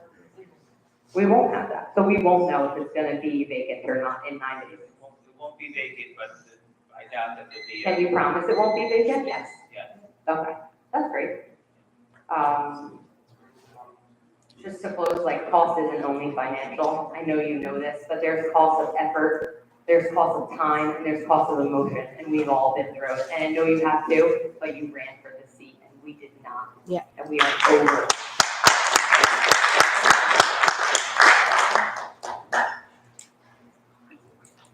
Sure. Hi, Ira Auerbach, can people hear me? 269 Neptune Boulevard. A lot of folks have been talking about data and database analysis. I want to remake my thoughts and analysis on the student population study done by Ross Haber and Associates. And of course, offer help in any decisions to be made within this week or 9 days. By way of background, I have an engineering degree in applied management and statistics. I started my career in macroeconomic trading, where I took part in statistical studies and such as population growth in order to make investment decisions. I then spent time doing data from Palantir, leading into machine learning algorithms for assisting combating terrorism and human trafficking, and I spent my time researching investing photography. I believe I'm qualified to make this analysis on these population studies by the board, and I hope you'll be receptive to my feedback over the next 2.5 minutes. I have 2 main takeaways from the reading of the report. First, the math, this is the mark. And second, the subjective conclusions by the author comes to at the end of the study, false.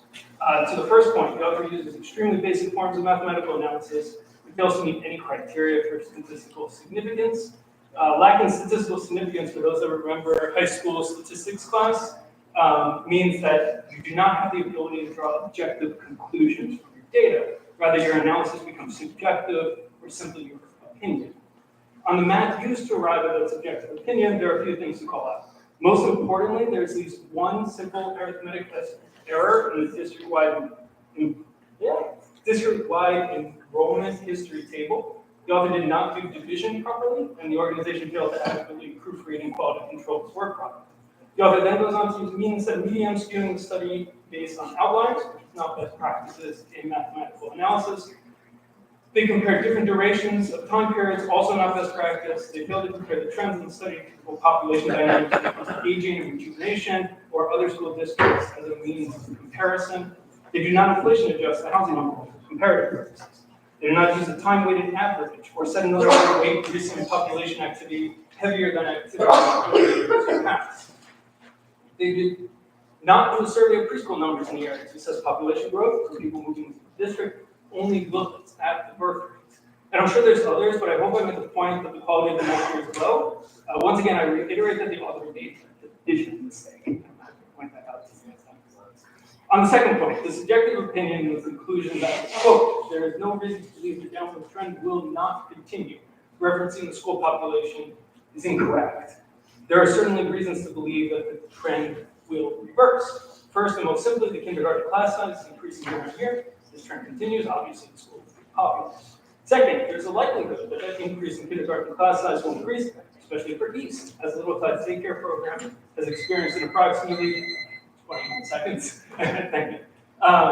Experienced an approximately 42% increase in class size since 2018, and a approximately 75% increase since the pandemic closed.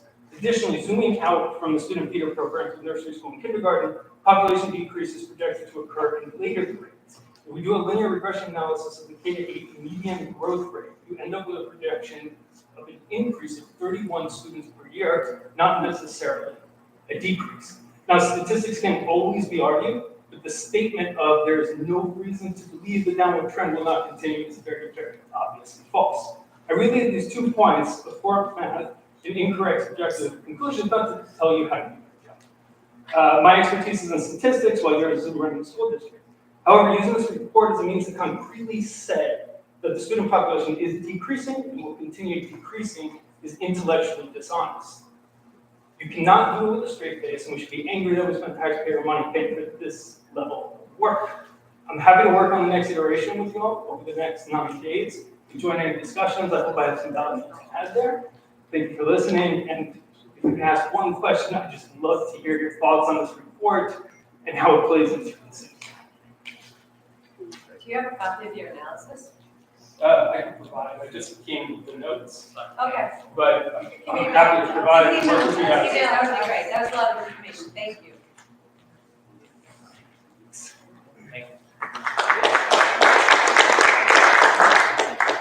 Jessica Johnson, 558 Lindell Boulevard. I am not a lease parent. I'm a West parent. I've been an educator for 20 years. I'm a taxpayer and homeowner. I'm here to show support for these parents, but I wanted to address something that Dr. Ryan said that I disagree with. You said that this is a small part of the community, or right, we represent a small part of the community. Microcosm. The bulk of parents I know are not for this. I know no parents, East parents, West parents, Lindell parents, Lido parents, who think it's a good idea to close East and have all the other schools absorb those students.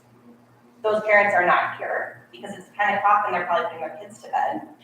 And the East parents are most affected by this, so they are willing to make that sacrifice and come month after month to these meetings. But to make that statement that it's a small section of the community, I think is false. Because there's a lot of parents and families in this community who are against this. Thank you. I'd just like to parents who spoke to me who are in support of this, maybe we represent different parts of the community. But I didn't make that statement off the top of my head. It was based on conversations and interactions with many members. Where are they? Yeah. I wouldn't dare tell you the names in a public session. Where? That's not here. Hold on. Just to follow up on that, I mean, thank you for the response, but I'm a parent who speaks to parents every day. I think I'm qualified to make that assessment. Sure you are. Thank you. I would encourage you, if those parents are out there, to tell them to send us an email. Because I mean, we've received many emails on both sides, but if there's more, they know where to find us. Thank you so much. Hi, my name is Sophia Verdukas. I live at 360 East Park. I just have kind of a suggestion, just in case you vote to close these. You don't, but to ensure equity across the district, I urge you to consider a fair and transparent process should each school be closed. Specifically, I recommend that the district require all families to reapply to school rather than limiting the application process to those directly impacted by the closure of these. While sibling placement should be prioritized to keep families together, if more students apply to a particular school than it can accommodate, possibly a lottery system should be implemented to determine the placement. This approach would provide all families with an equal opportunity to access their preferred school, rather than simply placing East School students in any school that has space for them. I've often heard parents here at these board meetings say that children are resilient and will adapt. If that is the case, those same parents should be willing to accept that their own children might also need to adapt if they do not get their first choice school under this new equitable system. Closing a school impacts the entire community, not just the families currently enrolled in East. Therefore, it's critical that all parents across the district are informed and have an opportunity to prepare for the possibility of reapplying for schools. So I just have a couple questions. So my question for the board is this a plan that could realistically be implemented if East School were to close? And my last one is, before the final decision is made in 2 weeks, would all the families across the district be notified in advance that they may need to reapply for school placements and that there is no guarantee of receiving their first choice, just if this is an option? So. We'll definitely take it into consideration, but there's no way for us to say yes to that right now. But we'll definitely take it into consideration. I appreciate the idea.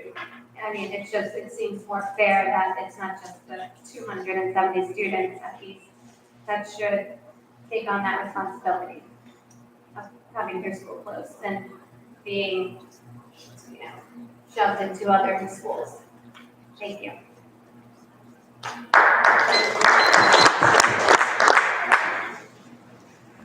Chris Manziotti, 65 Carrington Street. Thank you all for your time. I've heard 3 or 4 times tonight that we don't want an empty building. We want the building used for whatever resources it could be used. BOCES has been mentioned a few times. So it sounds to me, and some of these parents, most of these parents, may agree, and the staff that's here. Sounds like your mind is made up, and you're just making sure you all have all your ducks in a row to make that final decision. Sounds to me that on February 28th, the decision is going to be made to close East School. January 28th. Sorry, I thought everybody was my fault. So it sounds to me that on January 28th, the decision's already been made, that just the vote is going to be made to close East School. Second, I heard in the budget presentation that they want to put turf between the library and the auditorium at the middle school. Did I hear that correctly? That's part of the presentation, Mr. Field? Happens. Why? Why are we going to put money in the budget to put turf there? We're proposing to close the school. I have no problem with the wrestling gym. I have no problem with the wellness center, scaled down. I have no problem with cafeteria renovations at high school. But if we're going to put money to put turf over half of that area with the proposal of closing the school, that to me does not make any sense. Well, just to respond quickly, it's not a very large sum of money. I think it's about $35,000 to do that type of work. Also, it's a request that's been made by the middle school administration based on conditions of the surface. The grass can't grow, it becomes dirt, it becomes mud, and they feel that it really would improve the quality of life of the middle school students to have that in a different condition. And that's basically the reason. So if the administration at least came to you tomorrow and said, hey, why can't we take that $35,000 and put it into East to start making improvements and renovations, keep the building open, to keep our East School community together? Would that be put in the budget? I think that when we start talking about the specifics, and just in broad strokes, there is money to do different things at the building at the school. So it's not that we're not, the current broad strokes plan we presented tonight doesn't include any funding.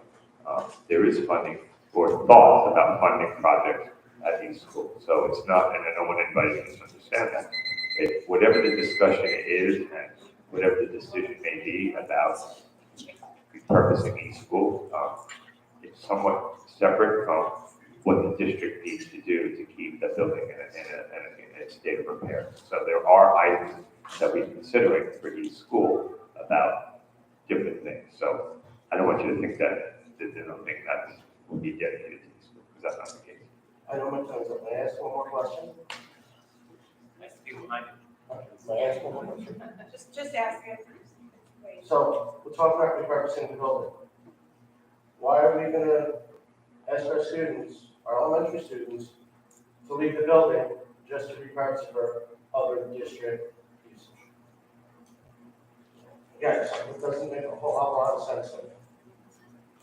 Thank you. Thank you.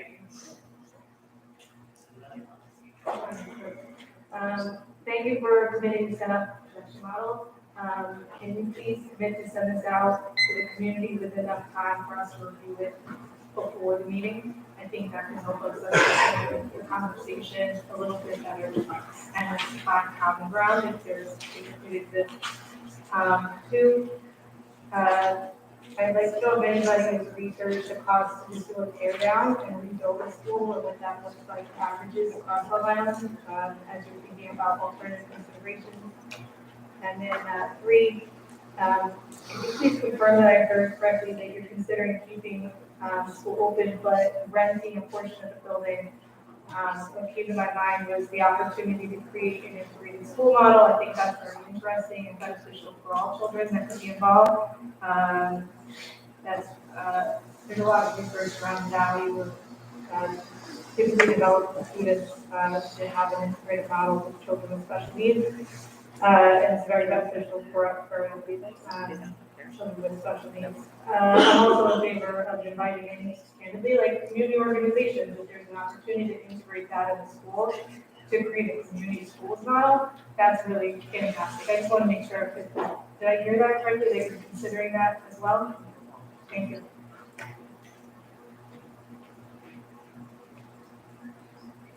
How will I say it again? Can you send out? Yes. Yeah. Sorry. Has anybody researched cost of tear down and rebuild? No. If we could, that would be very helpful. I think it would be interesting. Did I hear you correctly about the options of integration? Yes. Thank you very much. Thank you. Good evening, I'll be brief. A quick suggestion for the 28th is that, you know you're gonna have a full house here for the next location. Mr. DeVito prepared the same information that started this whole platform mission. Perhaps maybe discuss the things that the committee had discussed over the summer, and the placement of what rooms are available and so forth and so on. Also, I have a real question about why you would set a vote for a day when you know that one of the board members will not be present. I think you owe it to the community.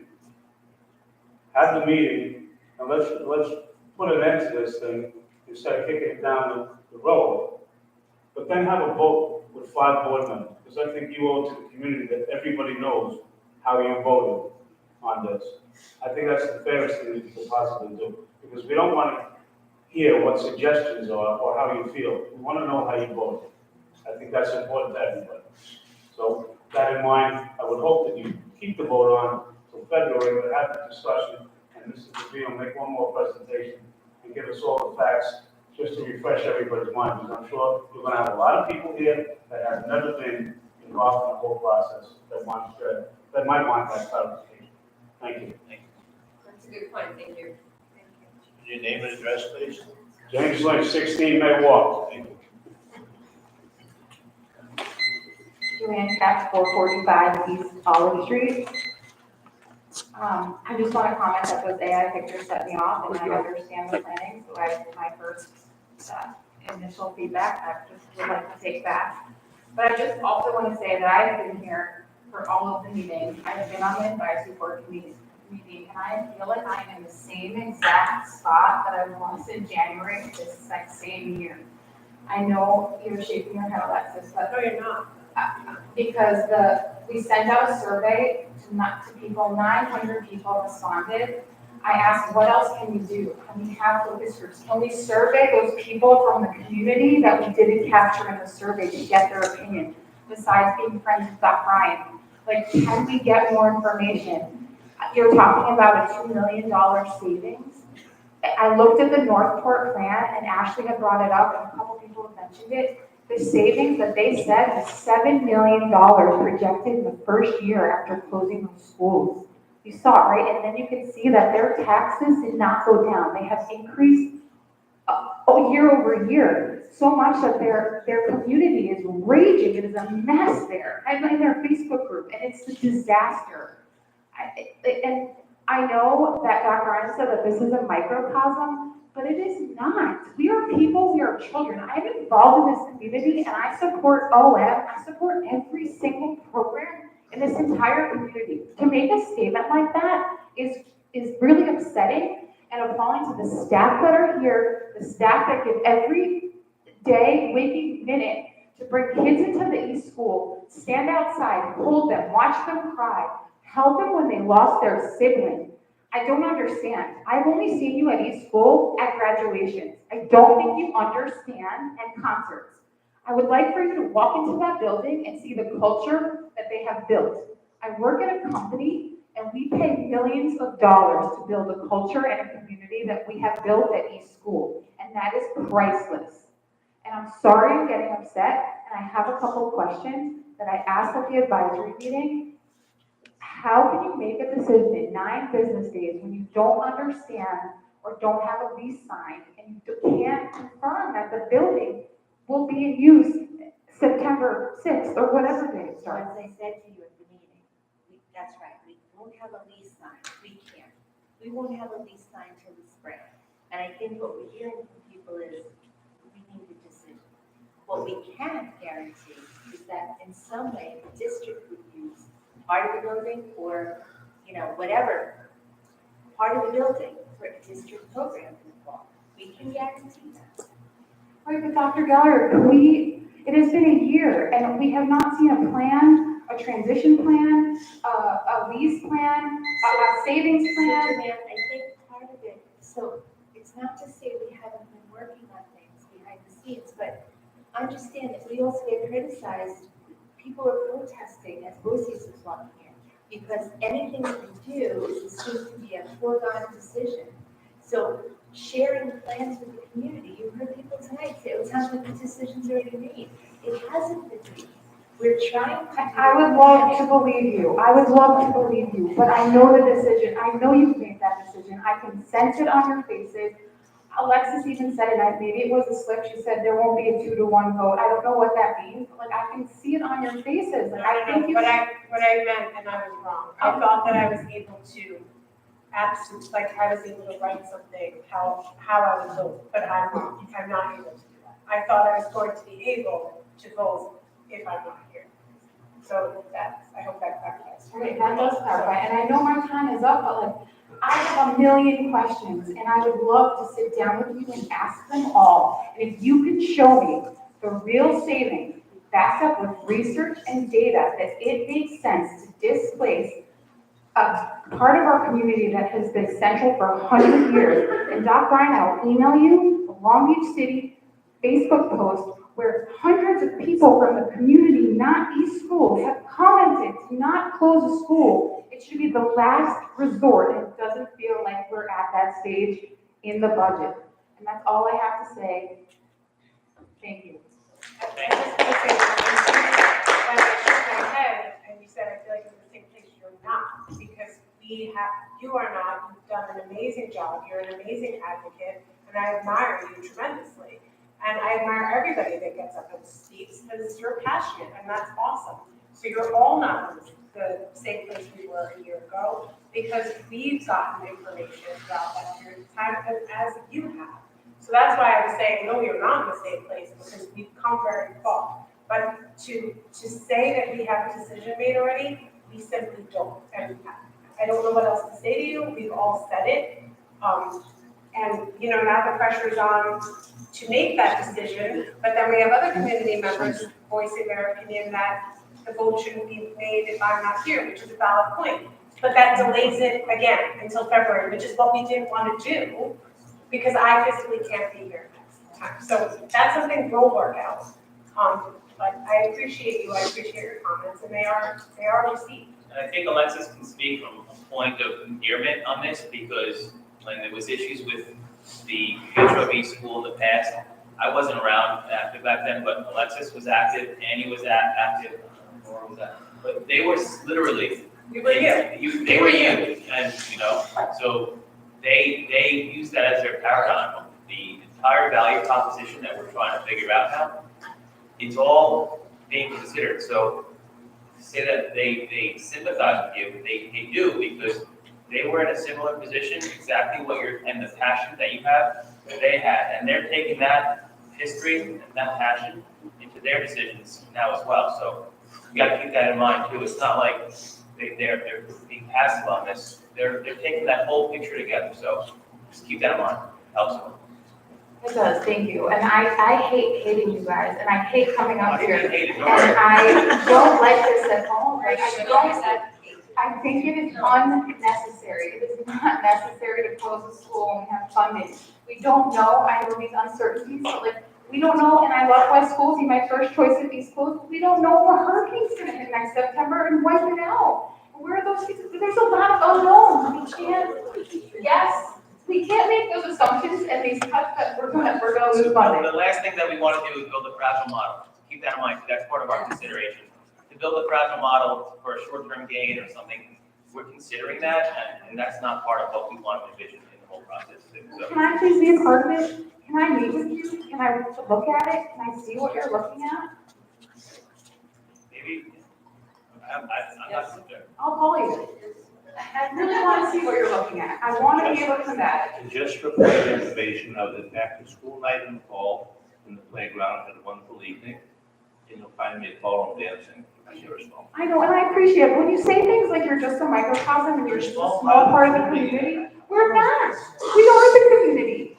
So like, that really is frustrating. And like, there were about 600 parents and 818 people voted for you. So let's be real. Come on. I can't take it. Everybody else is so productive and so respected, and you continue to just be take this stance. You're not even open-minded.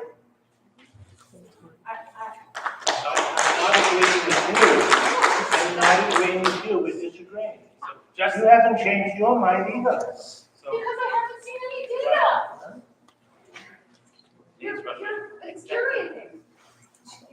Sorry. Mr. Westbrook? Yes, I have a couple of questions, particularly to piggyback on what Mrs. Gallagher said about the curriculum. One, do we know of the changes in arrangements, pathways are happening since the state? Yes. All right, so with that being said, when it comes to curriculum, when it comes to a couple of the projects that you're moving forward with, that curriculum will be changing. So some of these projects seem a little. Actually, they move those projects around the idea. Hold on a second, hold on. Because I'm dealing with it myself, I'm dealing with that.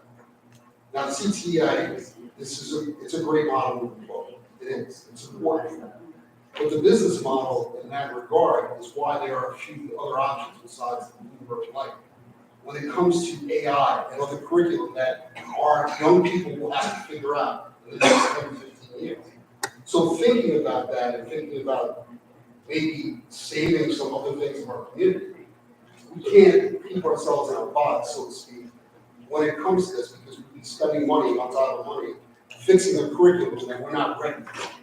And I think that's very important to kind of allow the community to understand, because this change will happen. And yes, there's gonna be a lot of changes in the next 4 years when it comes to funding, not only to our community, but to New York State. And I think we need to be very much transparent about that to everybody. You know, actually, I've been working since the beginning of the week on a letter that I'm gonna send home to families outlining the graduation requirement changes, which we have been discussing for months. And we actually just wrote and got a grant to pilot Conmigo for our middle school and high school students, which is a great AI tutor really for kids. And we've been trying to wrestle with what is AI going to mean for us as school districts, I'm sure you are as well, and how to teach our kids to use it ethically. It's going to affect every single career, maybe the knowledge industry more than any others. And you know, we've been told as superintendents, you people are going to be the enemies of your own success because you're going to be the last to adopt it. So we are wrestling with all this, and that's part of the reason we wanted to look at investing in some of these space changes, because we're going to be able to customize, again, it's high school curriculum that's changing.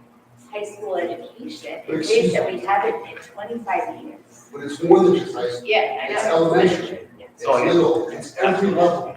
It's what Mr. Gallagher said, we have to prepare for curriculum, not spend bad money after bad money on things that don't work. Believe me, that's my passion. I would much rather be talking about that than this. A lot of And I changes. think you're absolutely right. A lot of the changes that are coming through now from New York State actually mimic what we've been trying to project in the profile of our graduates in general. And those don't actually start in high school, even though that's when they're integrated. We're trying to literally, in the best of the New York State frameworks, which are now changing, is increase success in life. And the classroom models are going to transition, and that's why we're trying to create that environment. So like cybersecurity and all these other things that AI are going to be taking over, we get it, and those are going to be fields that we're going to have to prepare our children to be successful in it. And we're definitely on the same page on it. So. And we're pigeonholing ourselves by taking something away from young people won't help. And we have to be careful. Like taking this physical space away and making some other space smaller. Appreciate it, thank you. Anyone else? Can I speak from here? Yeah, Mr. Gallagher, I'll give you, as a former board president, you have the privilege. I wanted to say, it's very important that the debate here at the end of the night is exactly what I said was going to happen. There's a lot of discussion coming out, and you're concerned about whether they voted already or whether they made a decision or whatever. I know back when I was involved in the same identical situation. It's not different. And the final vote, by the way, that decision was a 3-2 vote to keep the school as is. 3-2 vote to keep the school as is. But they were very worried about, at that time, the people that won this vote, the three. And Doc, I know you were here for some of that discussion. Thank you. Doc, you were here for some of that discussion. So you would remember that there was a last minute effort to change the vote by making the e-school go through a process. I don't think it's working. Yeah. Okay, so there it is. The 3-2 vote was really a tough vote. The people who were the 3 who got the decision to keep e-school the way it was, or the 2, people that thought that they should close the school down. I came up with a last minute suggestion, and some of you remember this, the last minute suggestion I offered was to go ahead and make the e-school no, don't be going to first grade, move them all to the legal complex, which everybody seems to be very excited about getting to the legal complex. It wasn't very popular back then, but popular now. So when you put yourself into it, it's a tough decision as a board. You got people thinking you've already made your decision, which having been there, I don't think you have. I think you're really facing a tough situation. And I'll tell you, you've got to get your act together for the next meeting. That meeting on the 26th, is it? 28. 28th.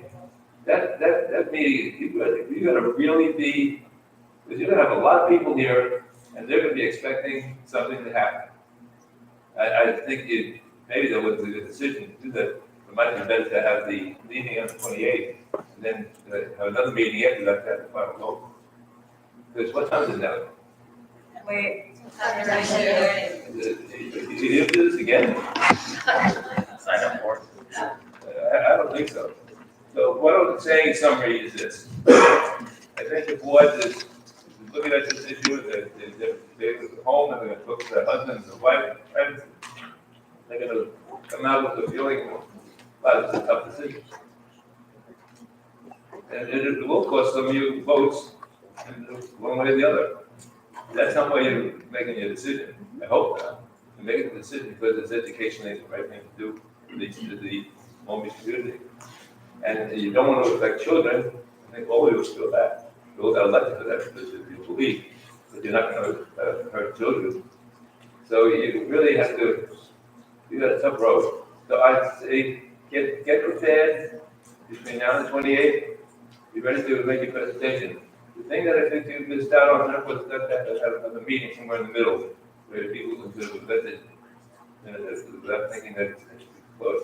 I think the people that are here probably think that it's an empty. Am I right about that? Yeah. Yes. So you don't think it's an open conversation? I got it? Well, that's what you guys gotta adjust. Thank you. You gotta deal with the whole. I will say this, I think And no you made a matter good what we point say, before. nobody wants to. That's my comment, that nobody. What I made before is that the decision is gonna have a tremendous legacy. What are we gonna say?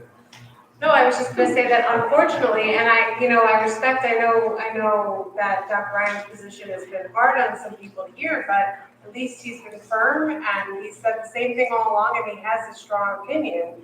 I think what's difficult for us as a board is any information we have presented to the East School families, we're told we're wrong, it's not correct, the math is wrong, we're not being transparent, we've already made up our mind and it's ineffective. So what's very frustrating for us as a board is that we're trying to share information, but at every step of the way, we're also met with resistance as well. So I appreciate your comments and I agree with you. We need to move forward quickly. You gotta be open. You're right. There's no You're right. more difficult decision for school boards than this decision in front of us. Well, the school is up behind education. It's really great. And I know that one of the board members and I banded back to that ever, that she's a board member now, I don't know what was their name, but a board member that ever, she was one of the supporters of the three. I was on the losing side, by the way. But my last goal is one I just said to you before. You've got to be prepared. If you're going to go with what you think is right, you got to be prepared for all these subtleties that come out of the decision. And that subtlety is, how are you going to transition the building? Right. What about do you have a tariff place? With all due respect, your time is up. 3 minutes like everybody else. Thank you very much. Thank you. Good luck, everybody. Thank you. Just to get on I'll be here. the point, and people have been saying it tonight too, we are one Long Beach community. And at times, we understand you're taking out your anger and frustrations at us. But you have to understand, we're here to work together with you. It's not a he says, she says. We all want the same thing. We all want what's best for our kids. And let's do it in true Long Beach fashion. Let's work together. Let's work to our compromise. Like Dr. Ryan said, use our democracy. And we will come to a conclusion that will benefit our community. So we want to, I want to thank you guys for your patience. It's 10:30 tonight. And I know how late it is, and I know you all have a lot to do tomorrow. We all have to go to work. But, right, but just know, we're all here together. Any other, thank you, Mr. Donovan. Yes, Doc. We didn't want you to go, Mrs. Dolan, without a really big. Yeah, sorry, you're earning your last day. Thank you. We wanted you to go and fit around. Thanks, you're with us till, thank you. Any other questions or comments from the public? Seeing none, moving on, thank you so much. Long Beach Classroom Teachers Association.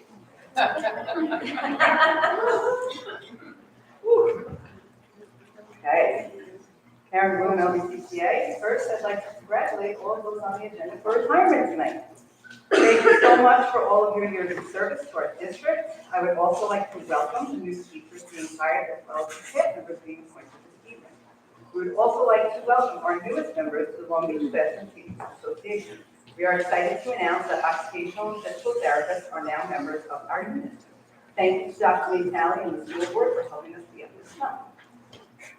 I'd also like to take a minute to thank Dr. Gallagher for meeting last week to start the discussions regarding the possible repurposing of these and what that really means for our students, faculty, and staff.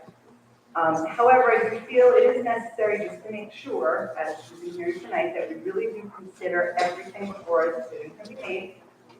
Some of these questions and concerns, and many of these you've heard already, but things that we just want to make sure of: how many sections, how many students in each building, how will the class sizes increase dramatically, will they be similar, will we lose staff at all, regular ed, special area, will students receive less time in specials, will they have all the same services?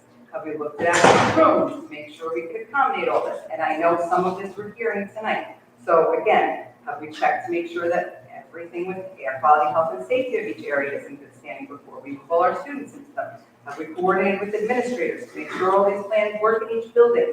Do we have a plan for extra administrators? Will we have enough cafeteria time, space, to accommodate the large numbers in the buildings? What will the true savings be? What will the cost be to keep it up? How much will we save? What programs can we add? How will students benefit from closing? And what specifically will we repurpose this for? And I know this is a huge undertaking for you guys. As you may know, our LBCTA mission statement is to unify and strengthen professional teaching staff for the purposes of improving the terms and conditions of teachers' employment and to advance the quality of education in the Long Beach Public Schools. My main concern is that we're just not reducing the quality of education for our students or worsening the conditions that both staff and students are placed in if the decision is made to repurpose the building. I look forward to our continued discussions to address all of the concerns that have been raised tonight. Thank you. Thank you. Thank you. Group B, good evening. Good evening, happy new year. First of all, congratulations to all the district employees who are retiring, especially Lori Dolan, Barbara Vegas Beatty, that was her nickname going to middle school, and Jeff Meyer, principal at the high school. Thank you for your years of service. Thank you, Steve. Group C? Nothing? Understood. PTA.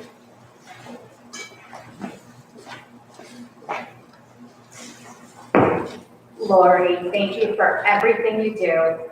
These meetings every 2 weeks are all set up by you, all of our calls and helps, every transition to a new president across the district. You retrain, you reteach us, you help us, you guide us.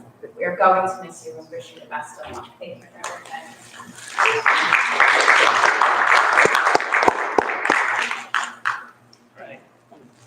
Thank you, everyone. Motion to adjourn? Motion. Second. All in favor? Aye.